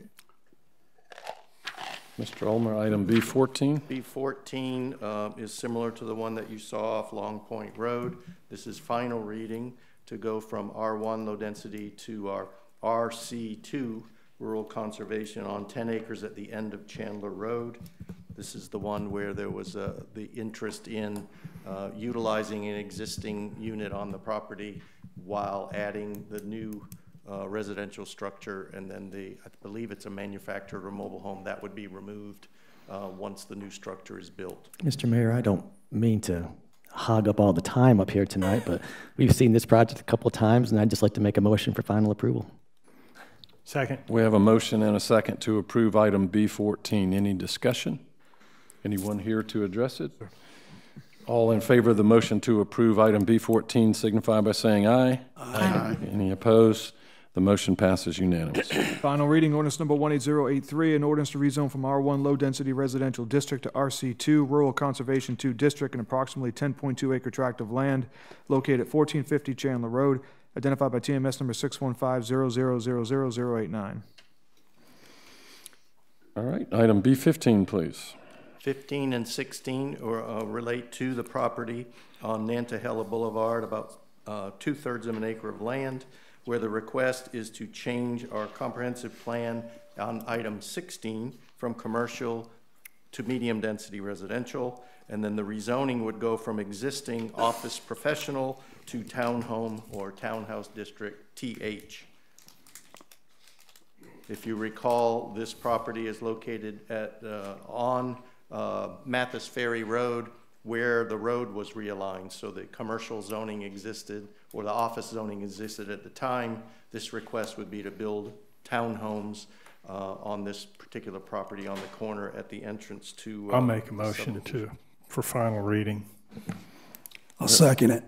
We have a motion and a second to approve final reading of that's believe on B15, right? All right, we have a motion and a second. Discussion. Mr. Kinane. Yeah, on 15 and 16, I'm going to continue to oppose this. It's not that I have a problem with necessarily townhouses. What I have an issue with is losing business property in town Even though it's an oddball lot and you might not really be able to do a lot with it from a business sense, it could provide an opportunity for a low-cost entrepreneurial piece of property to open a office. Maybe a young doctor that's renting wants to go buy something. Maybe some kind of small service that would service the neighborhood that they could walk to. I just think it sets a bad trend to take away these small commercial opportunities because somebody could use them, and it's one less car driving over the bridge every morning if we can keep people here in town. So I'll be opposing it. Yes, sir. Anyone else? All right, we have a motion to approve item B15. All in favor of the motion to approve signify by saying aye. Aye. Any opposed? No. No. Is that two? Two noes. All right. So the motion passes 7-2. Final reading, ordinance number 18084, an ordinance to rezone from OP Office Professional District to TH Townhouse District, an approximately 0.67 acre tract of land located on Nantahala Boulevard, identified by TMS number 55801000077, and depicted as Lot A2, Block G, in Wando East subdivision, a plat recorded by the Charleston County ROD office in Plat Book AQ, page 49.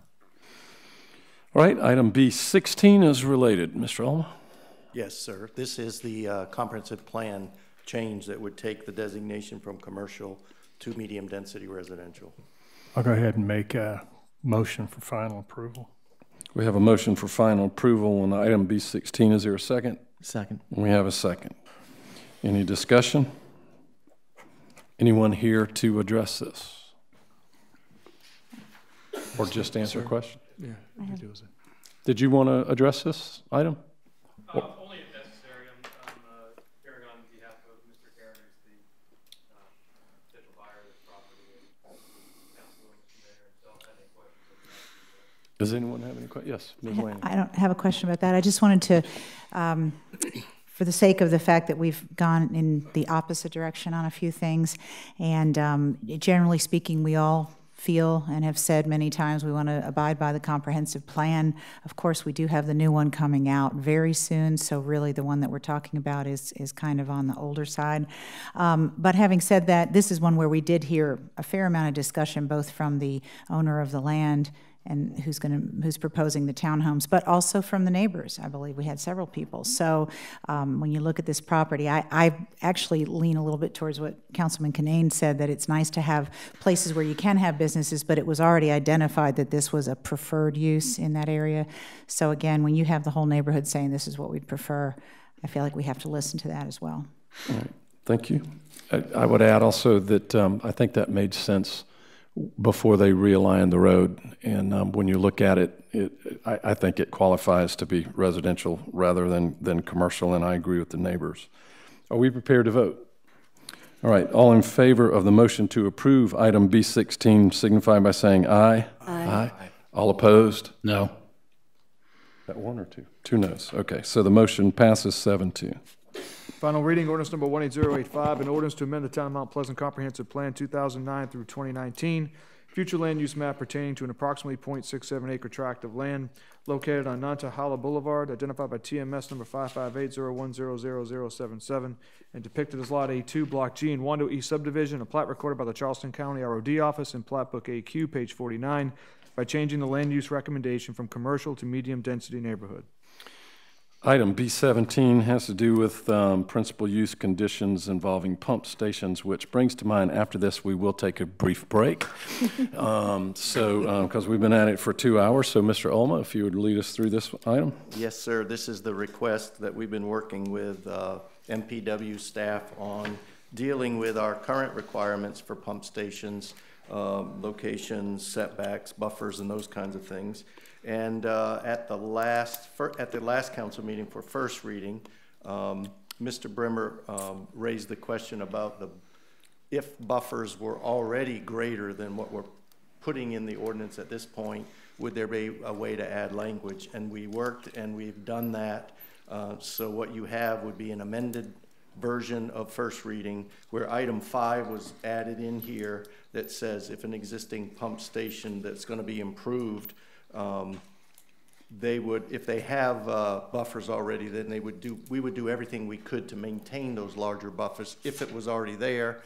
taking into consideration the site size, scale, and then 6 slid down. So you would need to vote on the amendment and then the full as amended ordinance provisions. So number 17 is the to amend, right? Okay. Do we have a motion? Can I just make a motion to approve as amended? Yes. Okay, I'll make a motion to approve final reading as amended. I'll second it.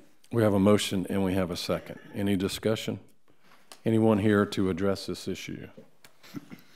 No further discussion. We will vote. All in favor of the motion to approve, please signify by saying aye. Aye. Aye. Any opposed?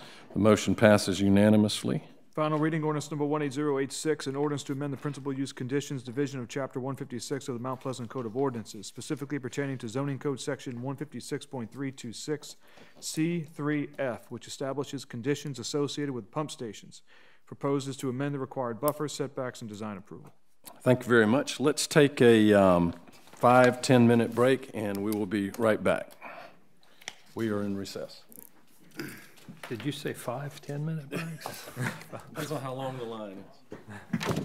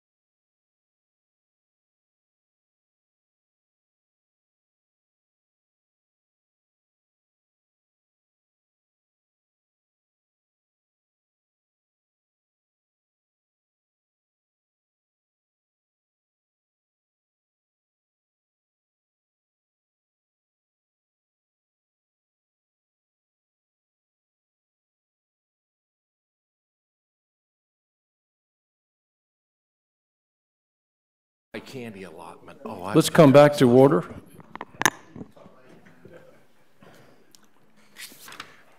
Yeah, what you need.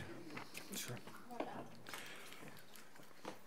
This brings us to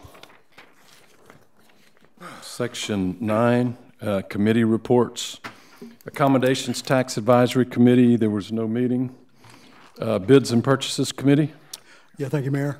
The committee unanimously approved the following recommendations. Approval to contract with Cranston Engineering Group in the amount of $171,184 for the Special Area Management Plan for Shem Creek Study Area. Approval to contract with Hughes Motors in the amount of $370,387.34 to purchase 2 Mack dump trucks with snowplow and salt spreaders. The approval to contract with on-call contractor Southeast Pipe Survey in the amount of $874,572.17 to perform the pipe replacements in the Brickyard, Chelsea Park, and North Point subdivisions.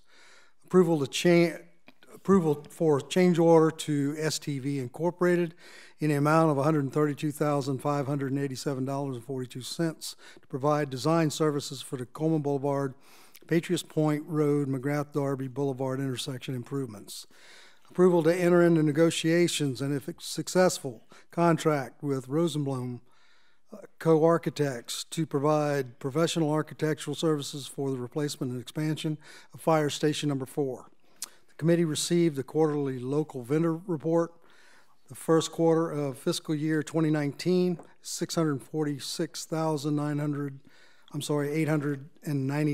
or 29% of the town's expenditures was to the local town Mount Pleasant vendors. This concludes my report. Thank you, sir. Economic Development Committee, Mrs. Landing.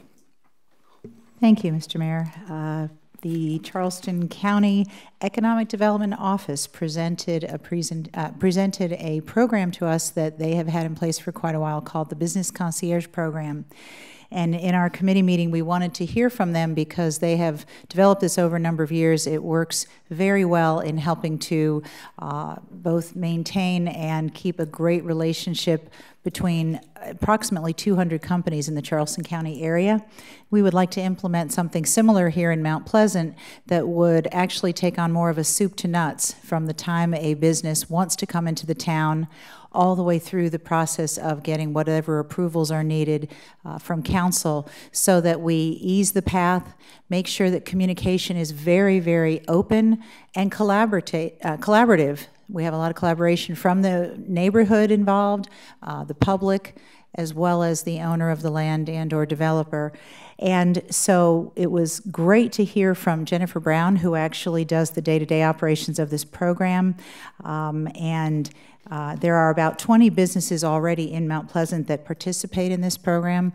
Again, I mentioned 200 in Charleston County, and it's a great way to also let them know, Charleston County Economic Development Office, that Mount Pleasant is very much open for business when it comes to bringing great jobs and great businesses and services to our folks.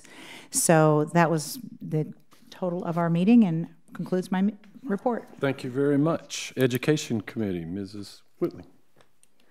We had an update from the Executive Director of Charleston County Public Libraries, Ms. Nicole Davies, on the new Wando Mount Pleasant Library. It is going to be a 40,000 square foot facility with a 250 seat auditorium, and is lots of different spaces for programs, and its intended opening is April 2019. We also received a presentation from Ms. Brenda Corley, who's the principal of Oceanside Collegiate Academy, to share about what the school does, the curriculum and their successes, and basically what they offer as an alternative high school for students in Mount Pleasant. And that concludes my report. Great, thank you very much. Finance Committee, Mr. O'Rourke. You know, Mayor, I'm proud to say that we had the best Finance Committee meeting ever held since I've been on council. All right. It's because I wasn't there. Right. Yeah. But Mr. Santos did a wonderful job. You're the fifth person I've heard say that. That is so true. It was a great meeting. It was a long meeting. I appreciated reading the minutes, but there are two items that we have tonight for your approval. One is the approval of a 2019 general obligation bond ordinance. I believe Mr. Truce is in the audience if we have any questions, but it pretty much provides for the issuance and sale of 20-year 2019 general obligation bonds. The schedule for our approval is first reading today, December meeting, second reading, and we'll get our rating received by January, and then we'll close February 5th. So I put that in the form of a motion for someone for approval of the general obligation bonds. Or is that under council new business? Council new business. Okay. Oh, okay. We'll do that when we get there. Told you I wasn't. It works better when I'm not here. You should have left it to Gary. Yeah. Okay, the other thing that will also be approved is the resolution to delegate settlement authority on certain legal cases, and that'll come up for approval later also. Thank you. Great. Item F, Fire Committee. Mr. Bremer. Thank you, Mr. Mayor. Just a couple of items.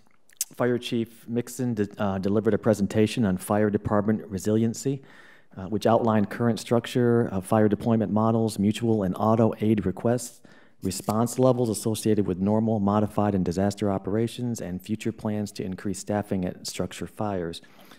We also had Amanda Knight, who is our emergency manager. She presented the new emergency operations plan and outlined the extensive process used to develop the plan.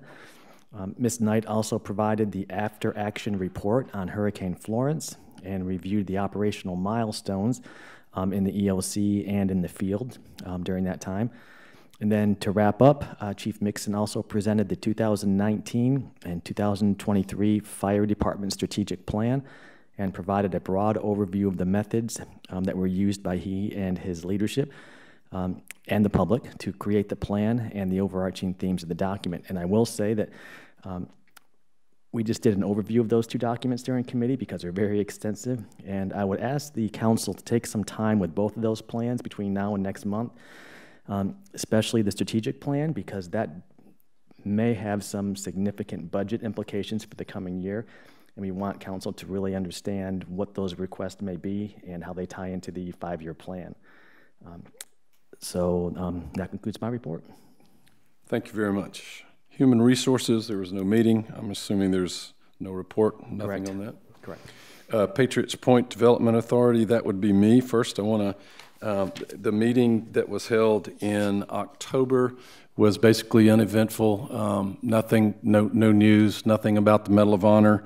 There is a meeting coming up on Friday at 9:30. I believe it's on the Yorktown, but don't hold me to that. I'll have to check my schedule. I will be there. And I wanted to point out just something that has to do with the gateway to Mount Pleasant as you come in. The Yorktown has been totally repainted, in case you haven't seen the before and after. It's kind of subtle now when you drive over, but it used to be quite different. When you look at it now, it's really back to battleship gray, which is interesting. And on that note, we all received a report from Councilman O'Rourke and Councilman Landing, as I had asked them at the last meeting to just gather basic information documents about the status of things over there as involved the Medal of Honor Museum, and I think you've all read that report. Do you have anything to add to that, Mr. O'Rourke or Ms. Landing? Okay. Is that under new business as well? It's further down the agenda, I believe, right? Yes. Thank you. Let me make sure that is, yes. So that's the end of that report. Planning Committee? Okay. Planning Committee did meet, and we've already dealt with the building permit allocation system, and I want to thank everyone for their help, and once again, planning staff for all the work they put into that. It was very complex and lengthy.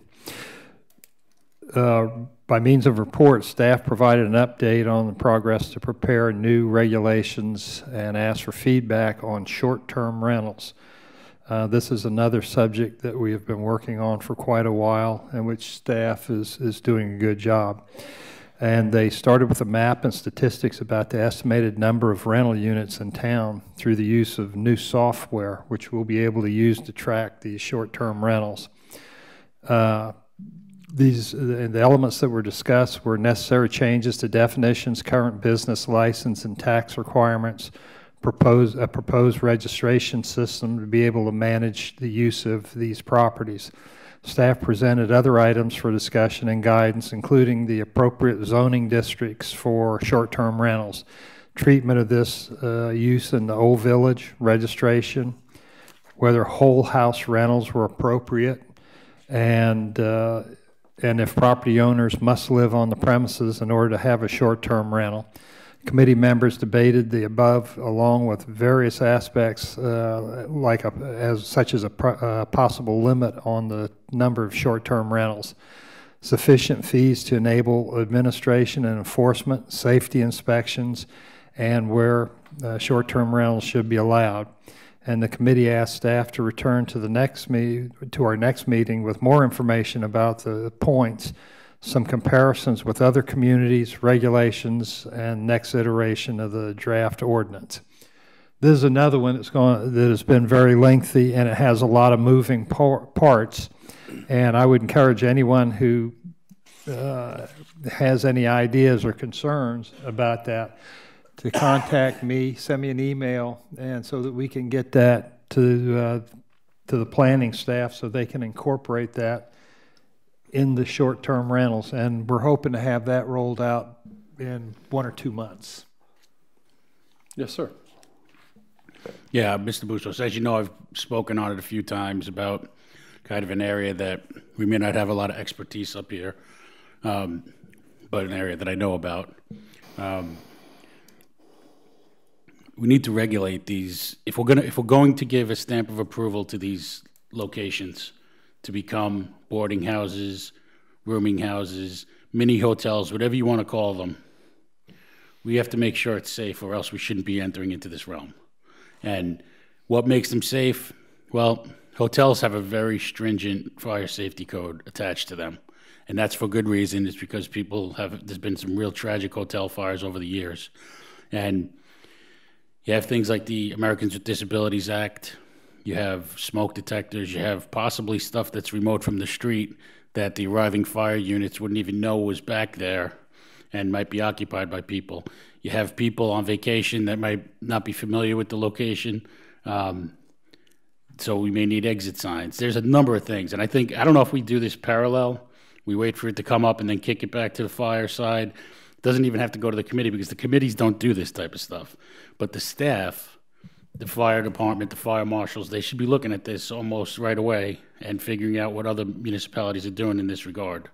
So I don't know how you want to progress with that, but it needs to happen. Actually, we did bring up safety, and it was mentioned that planning was going to have to coordinate with the fire department, because I think you were there, and I said, I don't know if this is going to burden the fire department or not. But all of this is supposed to be self-sustaining. Right, they should pay for the inspection. Right. So, and that's going to be wickered into this as well, that I can see some money that will come from this and flow to the fire department, because there are going to have to be inspections, and planning staff had said they were going to coordinate and start looking at getting those questions answered. And we might go a step, might go a step further with the police department. If we start to have these party houses and they need to have somebody monitoring it, some of that money can flow to the police department as well. Yeah, I think all that's going to flow out of over the next 2 months of question and answers. And as the chair of fire, I'm happy to put that on our agenda next month to begin to look at those issues as well. The staff has the expertise, not council. Right, but we can direct staff to begin looking at that and reporting back to the committee on what they find and what some of the issues may be. All right. Thank you very much. Yep. Is that all for planning? Yes, sir. Thank you. Police, Judicial, and Legal Committee, item number 1, and we will be doing this under council new business.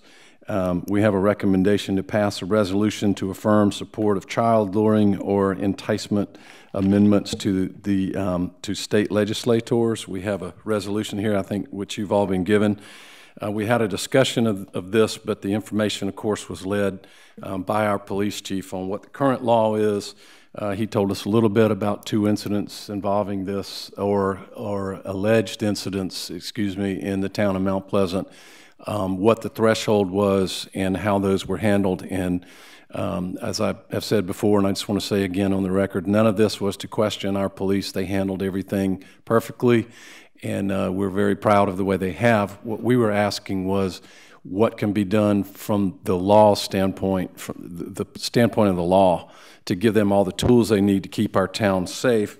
And the conclusion of that was this resolution asking the General Assembly to pass H.R. 5006, which was co-authored by 2 of our Mount Pleasant representatives, Lee Hewitt and Nancy Mace. When we get to that, I guess the main thing that we would call your attention to, if you'll turn to Exhibit A, where it's got all of our signatures, what this law actually does. And it defines necessary terms. It creates the offense of luring a child into a conveyance, a dwelling, or a structure, and it provides penalties and defenses to prosecution. So that is the main, I guess you'd call increase that bill would have. And so we would, from the committee, we have a recommendation that council pass that. We had a special meeting to interview municipal judge candidates, and we will be discussing those when we go into executive session later. And we also looked at forms of legal representation compared to other peer cities, and we decided there's more information to be gathered on that. And so there's no recommendation or action on that at this time. Public Services Committee, no meeting. Recreation Committee, Councilman Santos. Yeah, Mr. Mayor, we did have a meeting, and we heard from various people, including the pickleball folks, and I do have an extensive report, but I'll submit it to the clerk to be included in the minutes. Great, thank you. Transportation Committee, that would be me. We did meet. We spent a lot of time talking about Highway 41. We had Cal Orier from the county come and tell us where things stand, where we expect things to go. One thing we did vote on was I guess, was it a resolution? I guess it was a resolution because we don't have authority over Highway 41, but that was to support expediting getting 4 lanes built from the Joe Rouse Road intersection down to Highway 17 because it does not go through Phillips community. The right-of-way is basically already purchased. And we just think that it could be getting part of the solution done while years go on for the rest. I would like to ask Mr. Brimmer if you have anything to add. We do have the stakeholders meeting tomorrow at 2 p.m.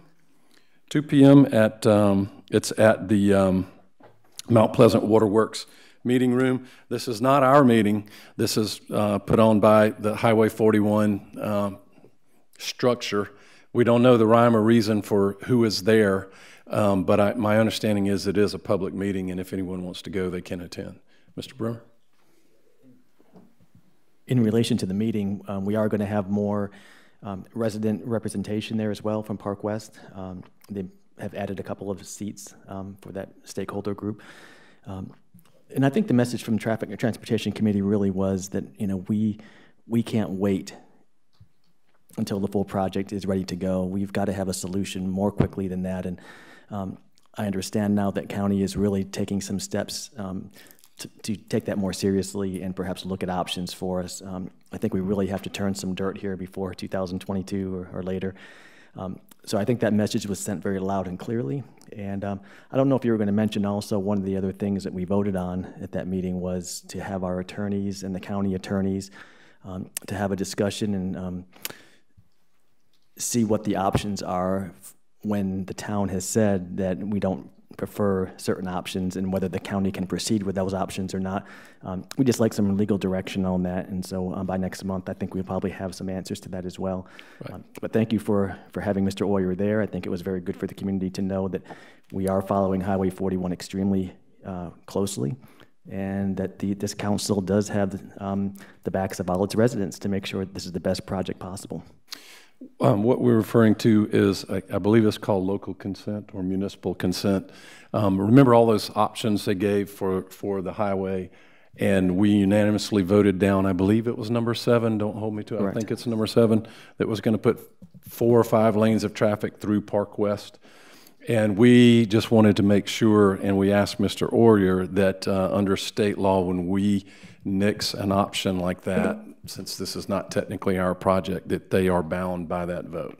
So Mr. Pagliarini and those will be working on that, and we appreciate it. So we hope to have a report on that at our next meeting. Yes, sir. We also discussed 2 other options with regards to 41. We're having staff look at the Q lane on where Joe Rouse meets Bessemer, and also the extension possibly of Faison Road, and whether that would work to relieve traffic while we have 5 years of construction on 41. Right. We got traffic management updates on Park West, on Boone Hall event management, and on Coleman Boulevard. And overall, our citizens and our staff saw a tremendous increase, and I want to thank our police from the weekend that things got tangled up after a 4-car wreck and it never really recovered, to the next, I guess it was the next weekend, Chief, very next weekend, had a wrecker there on station, so they didn't have to wait for one. And I got lots of feedback from the public. I hope y'all did too, that things were much better at Boone Hall the next weekend. And I want to thank Boone Hall for working with us as well. I got phone calls from them, and I know you did too. Did y'all have anything else to add on those? Okay. That'll conclude the Transportation Committee report. Waterworks Commission, again, I guess that's me. We had that great joint meeting. We need to follow up on that, and what we discussed was it's not a code, it's not a law, it is an operating agreement that sewer and water, especially wastewater, I guess we should say just wastewater, is not extended under complicated circumstances that are neither contiguous or within the comp plan, or not contiguous because they're not within the town of Mount Pleasant.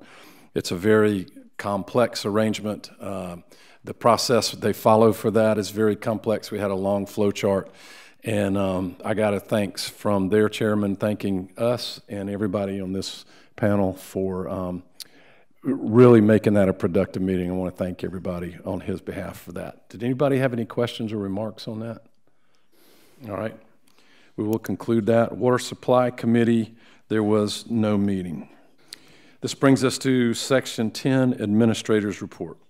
Thank you, Mayor. Just announcing that the December 11th, 2018, next month's Town Council meeting will not be held in these chambers, but rather at the Park West Recreation Complex at 6 p.m. in the gymnasium. Also announcing to the public opportunities to serve, we have 2 vacancies on the Commercial Design Review Board, 1 for the Cultural Arts and Pride Committee, 1 on the Historical Commission, and 2 on the Old Village Historic District Commission. That's all, sir. Well, thank you. This brings us to Section 11, Council Business, New Business. First is the one that Councilman O'Rourke was referring to, provide issuance for the issuance and sale of general obligation bonds. Is someone going to take this and run with it, or am I on my own? I'm happy to, sir. Okay, thank you. Yes, sir. As provided for in our budget, approved by council, we talk of $35 million indebtedness through general obligation bonds for 2 projects, $30 million for the new Public Works, Public Services facility, and $5 million for the renovation reconstruction of Fire Station 4. This is the paperwork that allows for us to do that, and it's recommended to you for approval. Move for approval. Second. We have a motion to approve, and we have a second. Is there any discussion? Is anyone here to address this? All right, we're prepared to vote. All in favor of the motion to approve item A1 under council new business signify by saying aye. Aye. Aye. Any opposed? It passes unanimous. First reading, ordinance number 18096, to provide for the issuance and sale of general obligation bonds of 2019 of the town of Mount Pleasant, South Carolina, in the aggregate principal amount of $35 million, to prescribe the purposes for which the proceeds shall be expended, to provide for the payment thereof, and other matters relating thereto. Thank you very much. Item A2 is to adopt a resolution to delegate settlement authority to the town administrator and or a specified town employee. I can happy to do that. Thank quickly, you, sir. Right now, our procurement code has specific authorities where things can be approved, And our procurement code goes at various levels, from a department head to the CFO to the town administrator, and then over $100,000 it goes automatically to town council for approval. We're looking to match our settlement authority with our procurement code at the same levels. And it's in the form of a resolution. It's the form of a resolution. Do we have a motion? Move to adopt the resolution. Second. We have a motion and a second to adopt the resolution, which is item A2. Any discussion? Anyone here to address? Yes, sir. Eric, Mr. DeMar, how would we be informed of these settlements, the council? Well, right now, sir, we don't inform of if we have a slip and fall, for example, at a recreation park, and our individuals trained in this matter tell us that this is usually between a certain amount, and we end up in fact settling it at a certain amount. We don't usually and don't intend, unless council wants it, don't think you would, want to know every settlement that the town participates in. Just to know that it happened, we don't need to know the person's name or anything, but just so council doesn't get informed except at the budget at the end of the year when we look at the totals. Because I see a lot of confusion about our legal budgets. That's why I bring it up. Because those are all wound into it at the end of the year. And if we don't know the extent of the litigation against the town, then how do we know if, you know, the wild claims about, you know, poor legal representation are valid or not?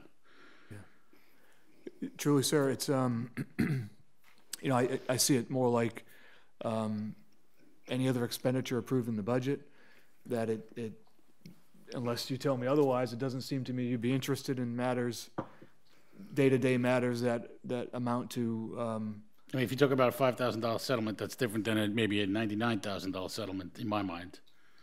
Well, then if that's how you feel, that's fine. I would recommend then we develop a new resolution and bring it back to you next month. It depends on what the rest of the council thinks, but. Right now, we'll just have a motion to approve in a second as it is presented. Didn't you already say, excuse me? Mm-hmm. Yes, Ms. Elaine. Didn't we already say that this is being brought into line with other documents that we already have? So it's not like this is starting from scratch or anything. So it seems like we would want to keep things uniform. Mr. Brimmer? Yeah, my comments certainly do not reflect any concern regarding staff and their ability to settle claims. I see legal claims as being different from procurement, and I think there's a transparency issue here, and $100,000 is a good bit of tax money, and I just think council needs to be involved at that level. So I'm not really comfortable with the $100,000 level. There may be a lower level that I'm comfortable with, but that seems high to me, especially if there's multiple claims. So I can't support this with that amount on it. May I ask, is there anyone else before I jump in? What would be the process for some type of legal, in other words, how do we know from a legal standpoint that a case like this is valid? So no one's tempted, you know, to run a racket, as it were, because things don't come forward. Well, I think we're talking about two different things, and one is from our standard insurance carrier. Our town administrator mentioned a slip and fall. Sometimes when we have deductibles, there are minor things that historically council has indicated, at least to us as staff, you know, why are you bringing this to us for minor? So that's one element of it. And then I think there are direct actions where it is an actual liability issue for the town to consider. And again, in the past, council, for example, sometimes in condemnations, there have been, for specific projects, limited up to a certain amount so as not to burden, when you're acquiring 40 properties on a project, that can get burdensome. So that would be the reason. What I will also tell you is that when there are difficult issues or issues that, that warrant council's attention, this is not required. Town administrator, with legal's recommendation or without, will often bring these matters to town council. So it's not an all or nothing proposition. And I think, so there's some flexibility in that, and that'd be one of the reasons for doing it. I favor the idea of having a risk manager and, you know, settling things as soon as possible, but there are strategic issues related to it, as us attorneys know. Sometimes you settle something with the wrong opponent, and next thing you know, there's 12 cases, you know, that mirror that first one. So there's a lot more to it than kind of most people probably know. Yes, sir, Mr. O'Rourke. A lot of times, we don't have control over what's settled and what isn't settled. Our carrier gets to make that decision based on what they feel like could be a maximum output of the money. I think that this ordinance is really about letting the smaller things be handled by staff and let the bigger things be handled by council. I don't think it's meant to leave us out of anything. If there is something, if we're going to draw a line, maybe we draw it in litigation, you know? I mean, if there are actual court cases that we get some kind of information on it, but there are some really small things that come through here that just go to a tort claim, and it's handled. I don't think the intent in this, because it came into our committee, was to not inform council of anything. It's just to let the staff handle the small ones. But as I said, a lot of these things, once they go to our insurance carrier, they make the decision on what gets settled and what doesn't get settled. I don't know what I just said, but we missed that when you were at a committee. We haven't heard that in a while. Yeah. No, but you took the question right out of my mouth. Is how many of these settlements are our cash and how much of it is our carrier? Exactly. We're paying that premium anyway. Mm-hmm. You know, I've been in government long enough too that, and we have a former councilman here, county councilman. You know, there is an industry out there that operates on lawsuits, and when there are these kind of thresholds in place, it's amazing. I mean, I know the county used to have a $25,000 threshold, and you'd be amazed at the number of lawsuits that came in for $24,999. So I think I'd like to have some sort of protection against that. I think $100,000 is a lot for us to kind of hand over to staff, and also, you know, I don't think staff necessarily wants all that responsibility either for that kind of money. So I just think it's a better way to write this in a way that provides transparency, but also doesn't encourage lawsuits, which happens in government. I mean, that's the reality, is you get a lot of these when the mechanism's in place. Yeah, see, that's right. There's an R there. Any others? Yeah. Okay. Oh. I'm ready to vote. Okay, I thought you were asking for something. So we do have on item A2 for settlement approval, we have a motion and a second to approve. So if that's all the discussion on this for the moment, we'll go ahead and vote. All in favor of the motion to approve the settlement approval provision as stated in item A2, please signify by saying aye. Aye. Any opposed? No. No. So 2 no, so it passes 7-2. Resolution 18111. I believe the next one is the one that we moved, so that has been done. So that moves us to item 4. This is on an amended agenda, a resolution requesting the State General Assembly to pass HR 5006 that we were just talking about. Make a motion. What? Move to approve. Good. We have a motion to approve. This has been made public. Okay, I made the motion at the same time as Jim. I'll second it. All right. No, I was saying Jim jumped in the middle of it. We have a motion, we have a second. Is there any discussion? And before we vote, I guess it's got a place for everybody to sign, so if this passes, we will later or at some point get everybody's signature before we send this. So all in favor of the motion to approve. Comments? Yeah. Yes, I'm sorry. Yeah, I had made comments at the committee about this. You know, we could have done this the day after this thing happened. Instead, we went on a public relations campaign and a Twitter barrage and a Facebook rant saying that we want to do this. This should have been done the day after we had these incidents and our citizens were scared by this guy. Even though this particular individual turned out to be not a threat, it's the perception of the child and the parent that we should be addressing. And we should have done this the day after it happened. And I'll be voting yes. Did we have a meeting? We've done things like this with no meeting before and just asked people to come in and sign. So yes. Well, I think, well, never mind, we won't debate it. Is there any other comment? All in favor of the motion to approve signify by saying aye. Aye. Any opposed? Passes unanimous. Resolution 18112. Item number 5, report from the finance chairman on the Medal of Honor Museum. Mr. O'Rourke. Ms. Lanning, jump in if I omit anything, but we had extensive meetings with Patriots Point staff, legal counsel, finance people, and after hearing everything, it sounds like there are issues, but they're not our issues. This is between the Patriots Point Development Authority and the foundation board that is made the decision to look in other locations for another site. So we sent the email to everyone, and we concurred that there is no action to be taken by this body, and really nothing for us to do on this. Now, there may be in the future, but there isn't today. Kathy?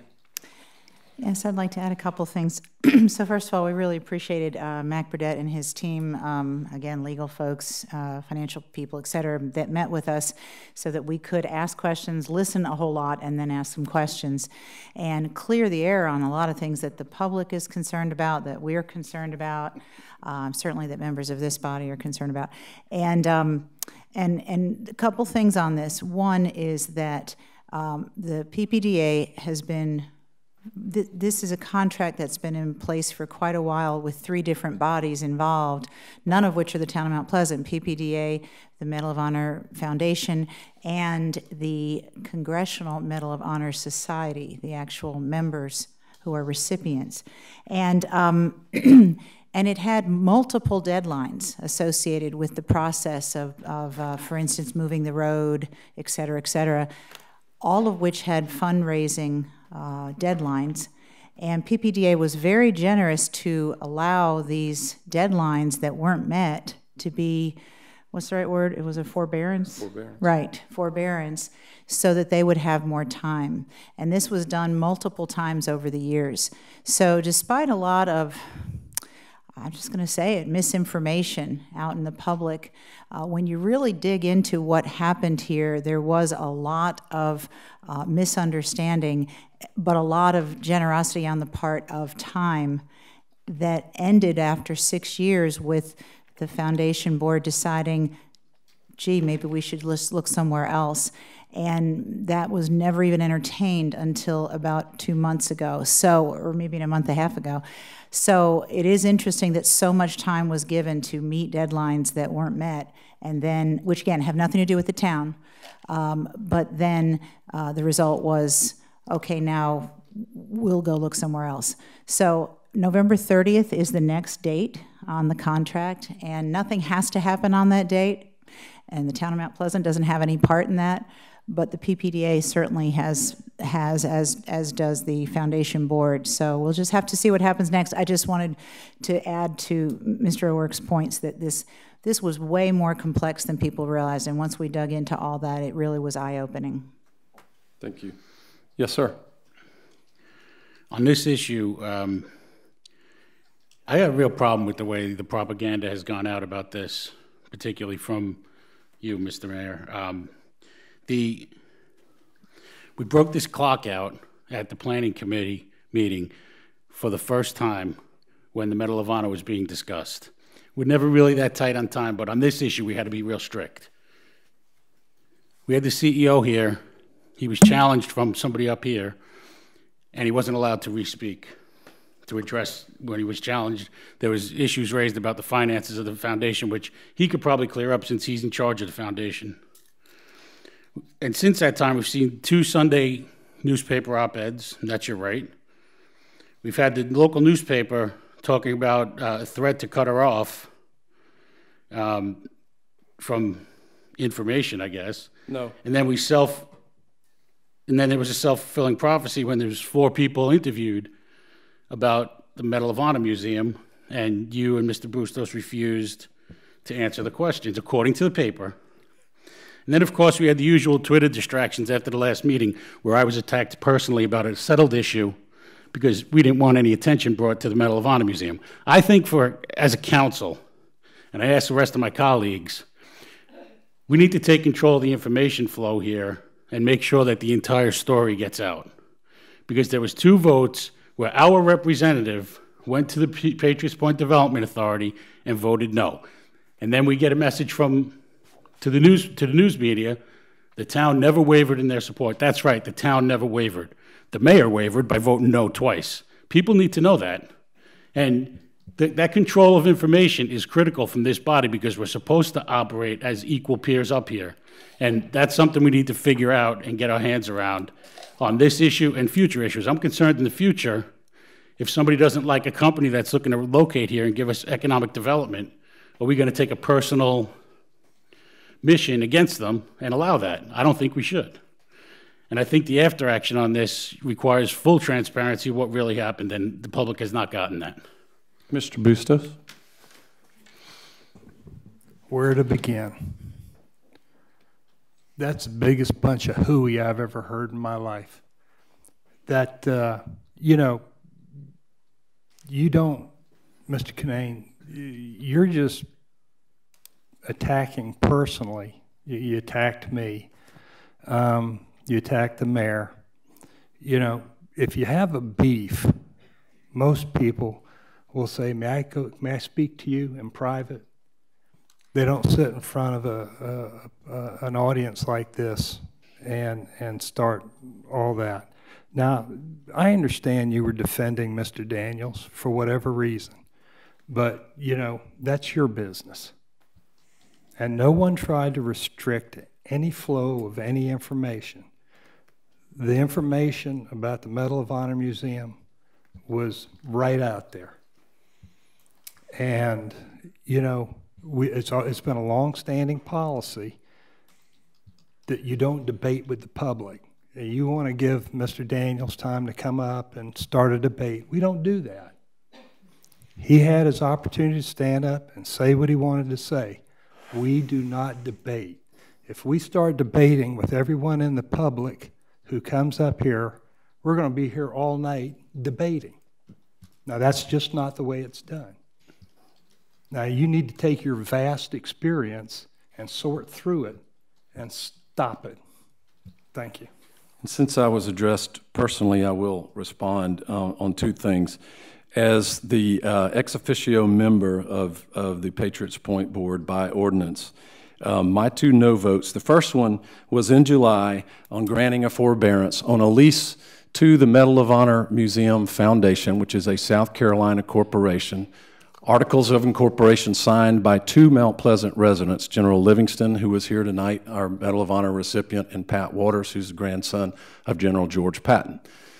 It is a Mount Pleasant corporation. It has always been located here. It was founded here, and it has a contract until 2023 to only build a Medal of Honor museum in the town of Mount Pleasant at Patriots Point.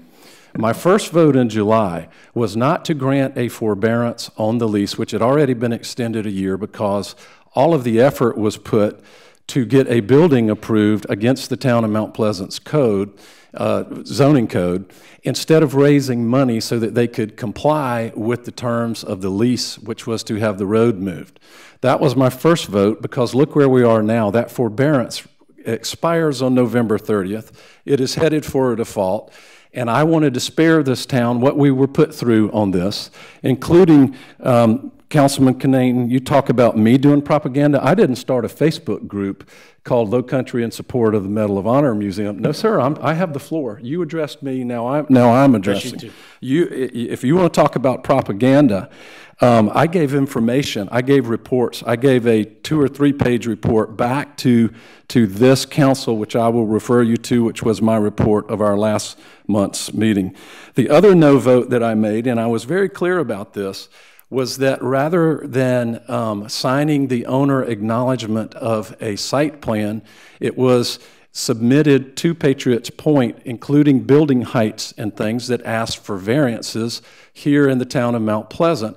I voted no because they were asked to not include building heights and those things for the landlord, being Patriots Point Development Authority, to have to approve that, because just as you heard tonight, that was called a no vote against the museum. Had I voted on it there, it would have come to our planning commission as a yes vote from the mayor.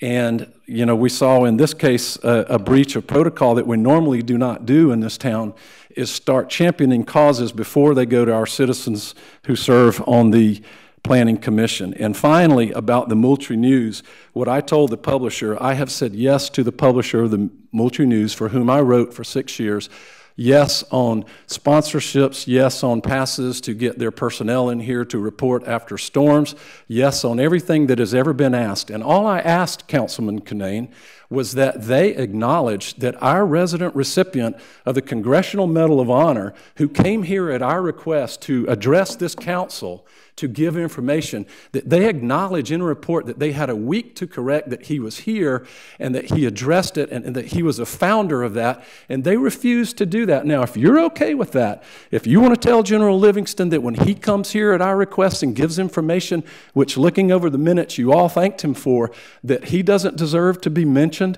in his hometown newspaper, but Mr. Daniels from New York or New Jersey, as whatever you correct us on, then fine. I'm not comfortable with that. Well, that's fine. You're not comfortable with anyone who wasn't born within... I have never said that, Mr. Kinane. That's how you act. I campaigned for you, and I endorsed you, and you're not from here. You never endorsed me. So you need to stop these. I did endorse you in the general election, which you did not win. Mr. Mayor, I also neglected to bring Point up... of order. Yes, sir. We're getting off topic. We are. If we could, no, but point of order, we're off topic. Mr. Kinane, do you have another comment on the report from the finance chairman on the Medal of Honor Museum? Yes, I believe that my point is a salient one, that the people need to understand the whole picture. They haven't gotten it. They've gotten one person of this 9-person council's opinion, and I would urge the rest of council to look at that as a usurpation of our ability to properly represent the people of Mount Pleasant. And we need to take that back and make sure that the entire story gets out to the public, because it's a matter of transparency. Now, as far as your allegation of me spreading propaganda on a Facebook group, that group was started by a veteran of the United States Air Force. Do you have a problem with people who serve their country, Mr. Mayor? Because it seems like you're very hostile to him. Is it an open group or a closed group, Mr. Kinane? I'm not aware, because it is a closed group. It is a closed group. You talk about transparency. And how do you see it? You're an administrator of a closed group. Mr. Mayor, and Mr. Kinane. I was you. I think Mr. we're Mayor, off point of order. I was kicked out of the group. I was still speaking. You kicked us off Twitter when you tried to attack me and my family. You kicked us off Twitter, numerous people. Why? Because that was last month's distraction on social media. And Mr. Pagliarini, point of order. I think we're off topic. I believe we should come back to the topic at hand. The chair makes a ruling, and if council disagrees, there can be a motion, and the will of council will prevail. I've asked Mr. Kinane if he has a remark germane to the report of the finance chairman on the Medal of Honor Museum. If there is none, we will close discussion on this, and I thank you for your report. Is there a reason to go into executive session to receive legal advice? I don't believe there was any forthcoming from the report. We'll move on to item 7, report from the finance chairman with regard to the Wando Shrimp Dock property. Mr. O'Rourke. I have had the opportunity to meet with everyone involved. This is a contractual matter that I believe does have some could have some legal ramifications, and I do think this should be discussed in executive session. Item number 8 says possible executive session to receive legal advice regarding the Wando Shrimp Dock. Let me ask Mr. Pagliarini, does this meet the threshold of legal advice? Yes, sir. You're requesting legal advice related to the matter. Is that correct? Yes, sir. Is that a motion? It is a motion. We have a motion to go into executive session to receive legal advice with regard to the Wando Shrimp Dock property. Yes, sir.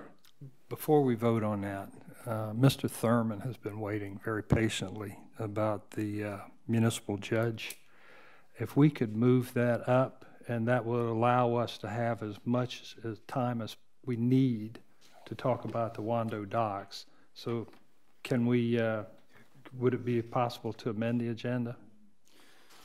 We may not be able. I'm just asking the question. So. I think it's risky. I don't think so. I think technically, but given circumstances, my recommendation is to not do that. Okay. And I apologize to the gentleman, but okay. Yeah. All right, we have a motion. We have not received a second yet to go into executive session to receive legal advice on the Wando Second. dock. We have a second. Is there any discussion? Yes. If we do that, then we return from that, then will that have then obviated item number 7, which is any sort of discussion regarding the Wando Shrimp Dock property? Because I believe there's like a policy-related discussion related to the Wando Shrimp Dock that maybe doesn't rise to the level of legal advice.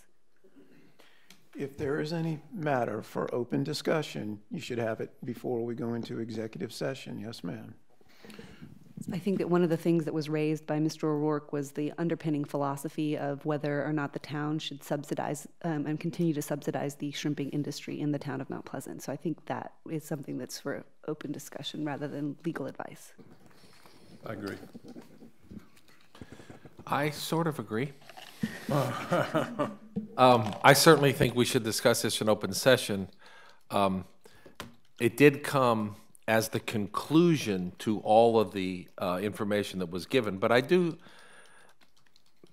gave that as my opinion in that report. That may not be everybody's opinion here, so it probably is a good idea to discuss that. And if you'd like, I'll start with that. Please do. Having done the research on the Wando docks,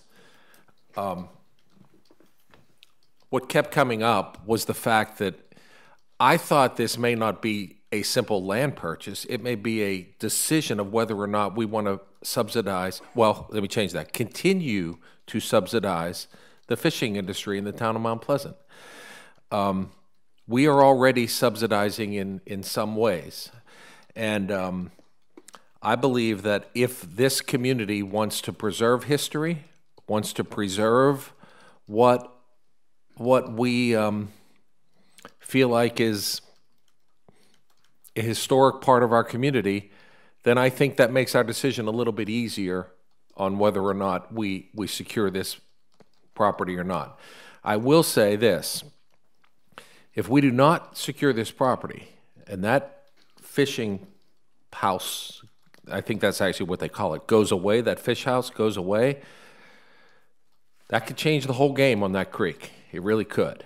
And we would, by taking that action, make the decision to probably not be protecting the fishing industry in the community. So I think that's a discussion we have to have before we have the details. If this body feels like we should not subsidize the fishing industry at all, you know, that's fine. Maybe we don't even need to discuss it. But I think that that's the underlying discussion in this whole premise. Thank you, Mr. O'Rourke. Let me ask those who were around when the land across the creek was purchased and the dock was built there. I think the land was purchased for $6 million. Yes. And then the docks were constructed. So is it an accurate statement to say that the town made the decision at that time? Of course, there's a park, there's a boardwalk park and all that, but there must have been an active decision to provide dockage for shrimp boats. Is that correct? The original thought was that we would purchase that land on the western side of Shem Creek, and then that shrimp boats, some number of shrimp boats, would be able to dock there, and that the public would be able to walk down and look at an active, ongoing shrimping industry firsthand and closely. But then it was insurance that seemed to undo that effort, because the insurance that the town required of the shrimpers was more than they could pay. So that kind of ended that. Mr. Santos? Yeah, I think that's a good representation. I know we have some boats over there now paying. I think one of the big differences between that piece of property and the property across the creek that Councilmember Rourke's talking about is we use TIF funds for that. It didn't come out of the general budget, or it didn't, come exactly straight from the town's budget.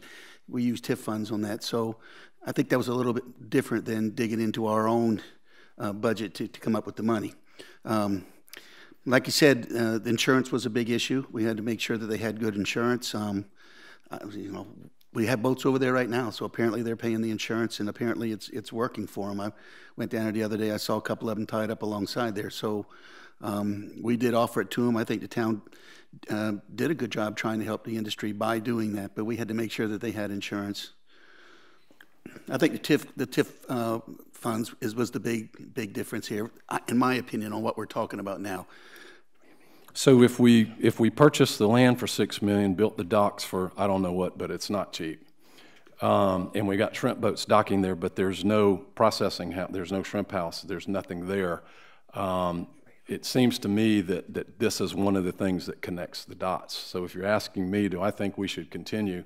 I think we should, supporting the shrimping industry, the fishing industry in general.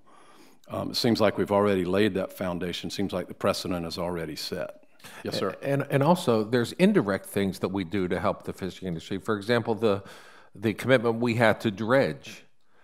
It wasn't for kayaks and stand-up paddleboards. It was for the people that actually make a living there.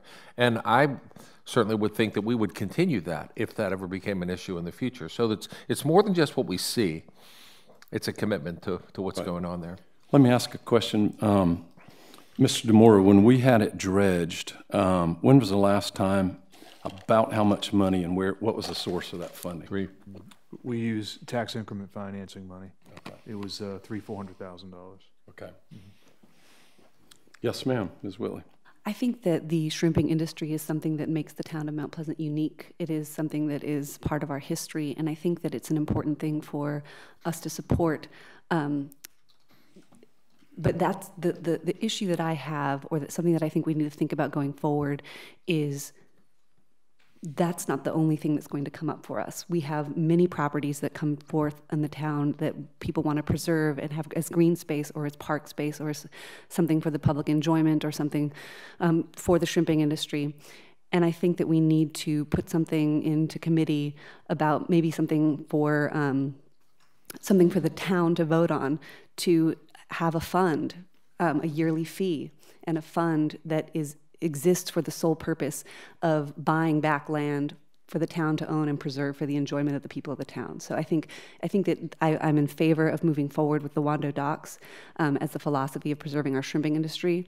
But I think that we need to come up with a way to fund not only this, but future projects. Great, thank you. Yes, sir. I agree with that, but I want to say a couple of things first. We're under a little bit of a time constraint with this purchase for a couple of reasons. One, there are some grant deadlines. If we in fact choose to pursue the grants, Catherine Main was here earlier and mentioned those grants that could equal up to $2 million, and so I would love to have a discussion about how do we create a fund for future purchases of land in the future. I think that's important, and it's not just for these type of lands; it's for all lands. But I feel like the clock will expire on this property prior to us ever getting all the discussion done and the approval done of where that fund will generate revenue from, I think. Right. And we don't have time on this one to probably not on this one, probably. Right. All right, we have yes, sir. This is another one of those issues I mentioned last month. We need to think about the cost of not doing something here. You know, one of the things that Mr. O'Rourke sent out mentioned that the type of processing that goes on at this location for the shrimp boats is unique on on this whole region. You know, we let that go, the shrimp boats eventually are gone. I mean, the reality is they may be gone at some point anyway, but this could create kind of a cradle of a museum location. You know, I hate the thought of it, but we have to be realistic about the demographics of the people that are shrimping. And, you know, I've had them say things like, I don't know what happens in 20 years. You know, if if we can preserve this location, we're doing our part to keep the fleet there, and it's very important to the town. It is a big town, but everyone in Mount Pleasant, we didn't move here for the 2 Walmarts. All the people coming here are coming here for Shem Creek.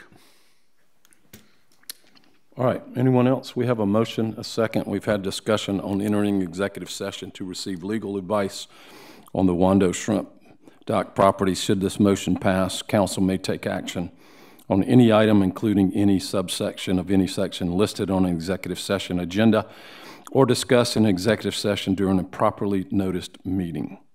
All in favor of entering into executive session to receive this legal advice signify by saying aye. Aye. Any opposed? We are in executive session.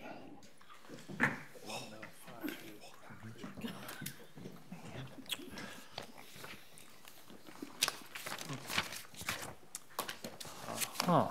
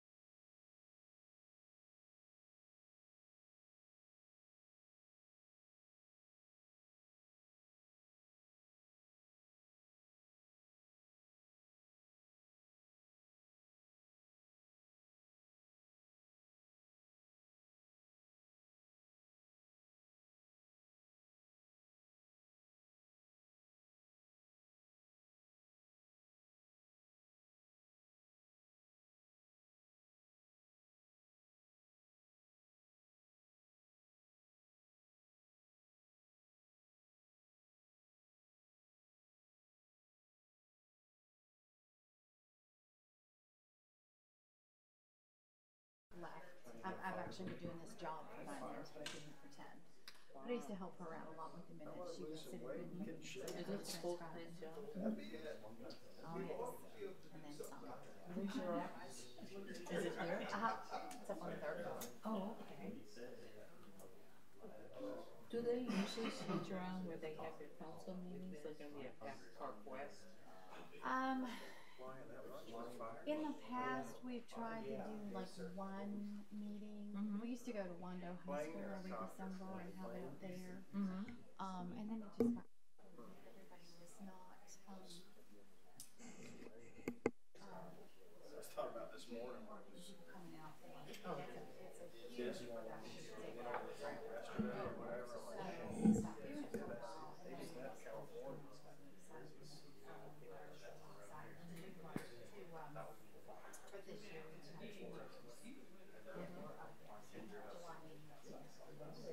Did you get to draw the crowd? We did have a pretty decent sized crowd, but I think it was more because of what was on the agenda and just wanted to come and see what was on the agenda. Right, right. So how long are you down for? Well, I came the first, when we did for 3 weeks. And then I'm not coming back until, I come probably at least once a month. And then, like, we're going away on vacation, all 5 kids. Myself, we're going to Atlantis, you know, Bahamas, Nassau.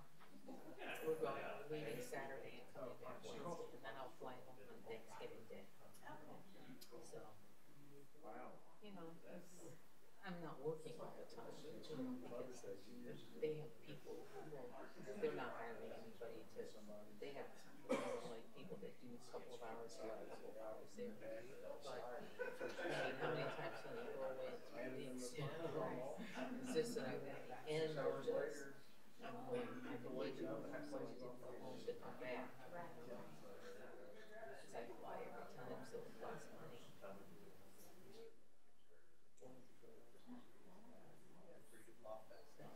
And where are you staying? Have you ever been here? I've not. I have to get it. They tell me if, but not with the fire cats. This will be the first time.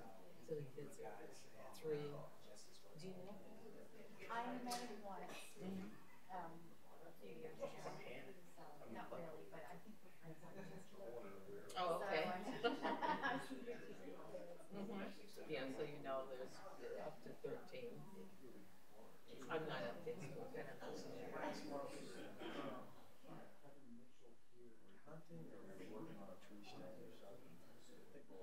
it's no parade, I'm ready to take a break from it.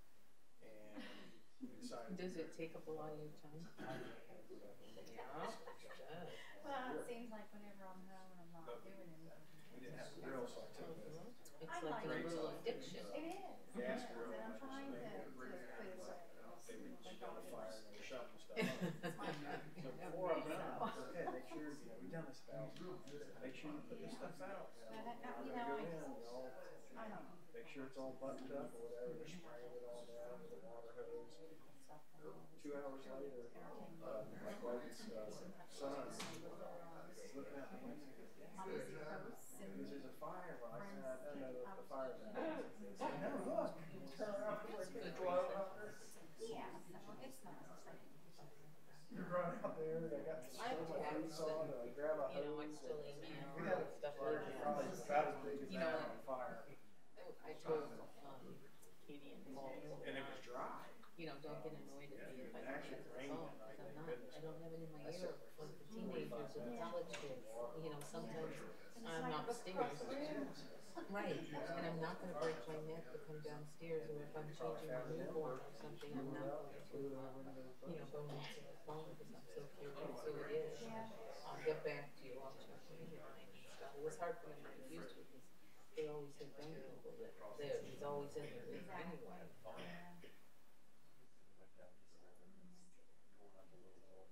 I would rather my child be me too. Because that way, when I have something on my mind, I can send it to whoever I need to send it to. That person can look at it when it's convenient for them, and we're not dropping something to have The only trouble is you gotta be careful if you're dealing with something sensitive, because if you don't choose those words properly, and I've been in that pit at least twice. You can take it two different ways, or, you know, hopefully it's the way you meant it. I think my sister's gotten mad at me a couple of times because she misinterprets what I said, or Yeah. read into something that was like, no, I'm just.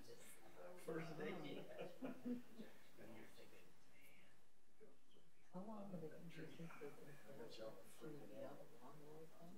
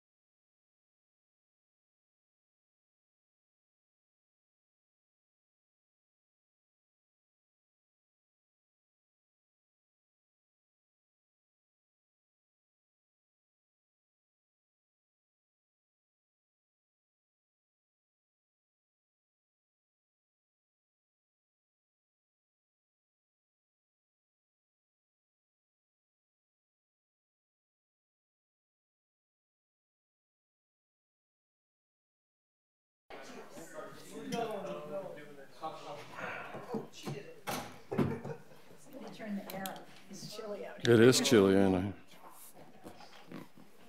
You said that with your mic on and it boom. Boom. This is God. I think he left. Looks like you had so much fun with your reunion. Joe's reunion is this coming year, and I don't think I can get him to go. Oh, he ought to go. Oh, that was fun. He always has a great time. He just never thinks he's going to go. Yes. He was there. Yeah. Further out.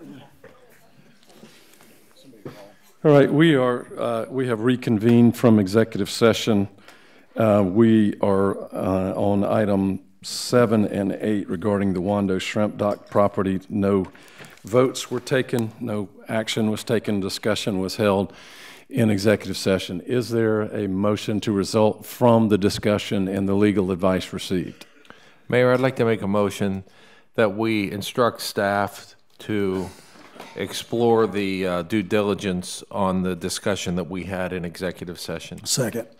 We have a motion and we have a second. Is there any discussion? All in favor of the motion, please signify by saying aye. Aye. Any opposed? The motion passes unanimously. Question of clarity: do we expect to have something coming back at our next meeting, at the next Finance Committee meeting? Which realm would this fall under now? You were doing this as a special. I think that we can have this in finance. In finance, all right. Yes. Thank you. All right. So that concludes council new business, council old business. Item B1 is final reading of an ordinance to amend section 5304. This has to do with the environmentally acceptable packaging, and Mr. Owens has a motion, I believe. Yeah, thank you, Mayor.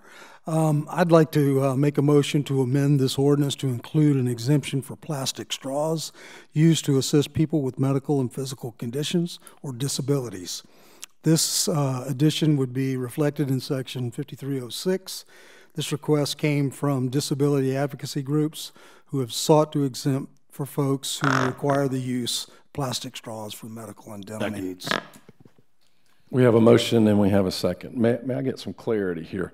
So we will be voting on the final reading as amended, is that? Correct. This is a motion specifically for the amendment, so you'll vote on the amendment. If the amendment passes or fails, then you'll vote on the final version. Got it.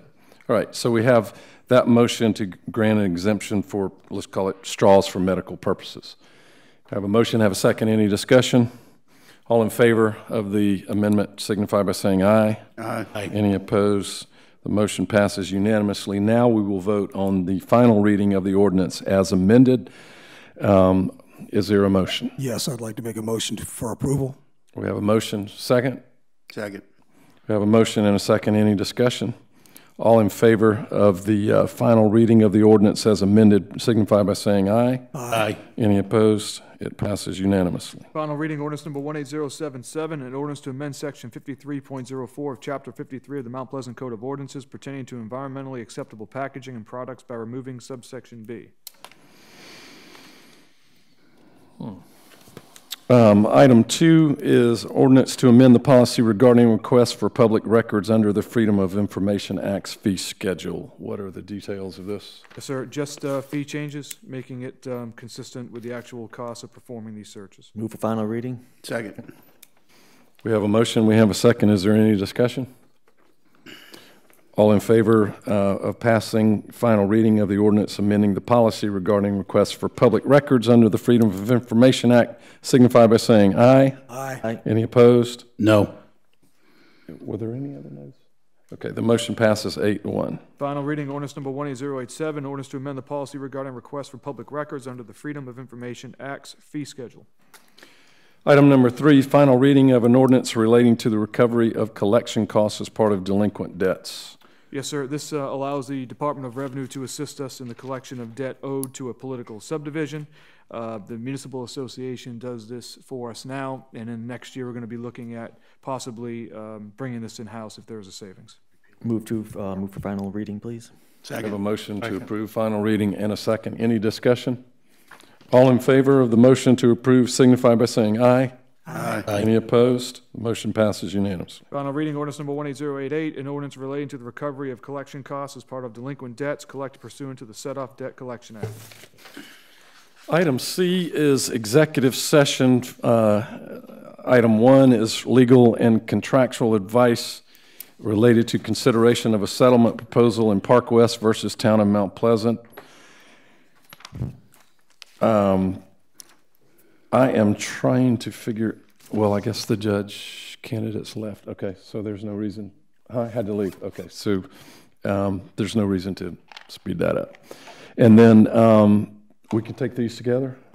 Item 2 is personnel. A, consideration of appointments for 2 municipal judge positions, and B, consideration of appointment to the Historical Commission.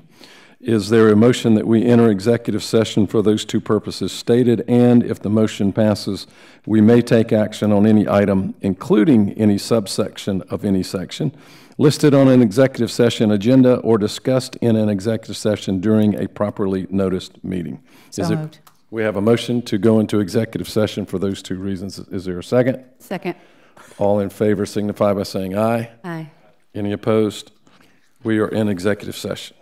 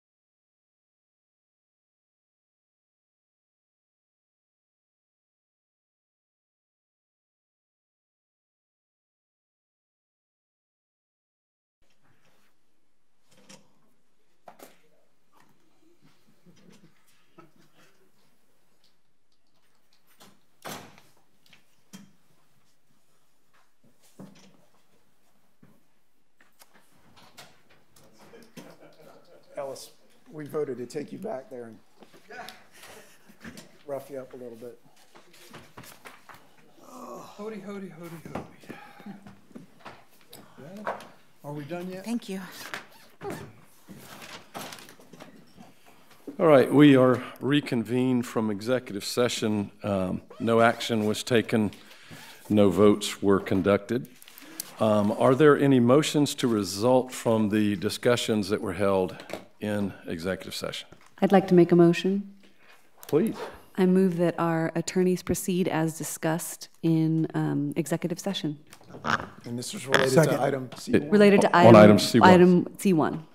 Which is the consideration of the settlement proposal in the Park West versus Town of Mount Pleasant. We have a motion. Is there a second? Yes, second. Any discussion? All in favor of the motion signify by saying aye. Aye. Any opposed? The motion passes. And then I'd like to make another motion with regards to item C2A. I would like to appoint Judge Duffy, reappoint Judge Duffy, and appoint Paul Thurman to the position of municipal judge. Second. We have a motion and we have a second. Is there any discussion? All in favor signify by saying aye. Aye. Any opposed? The motion passes unanimously. Item 2B was consideration of an appointment to the Historical Commission. Is there a motion on that matter? Yes, Mayor, I would like to make a motion that we that we appoint Lonnie Ray Doles Jr. to the Historical Commission. We have a motion. Is there a second? Second. We have a motion and a second. Any discussion? All in favor of the motion to appoint Mr. Lonnie Ray Doles to the Historical Commission signify by saying aye. Aye. Any opposed? The ayes have it. The motion passes unanimously. Any other motions from executive session? I believe that completes our agenda tonight. If there's nothing else before this body, we will stand adjourned.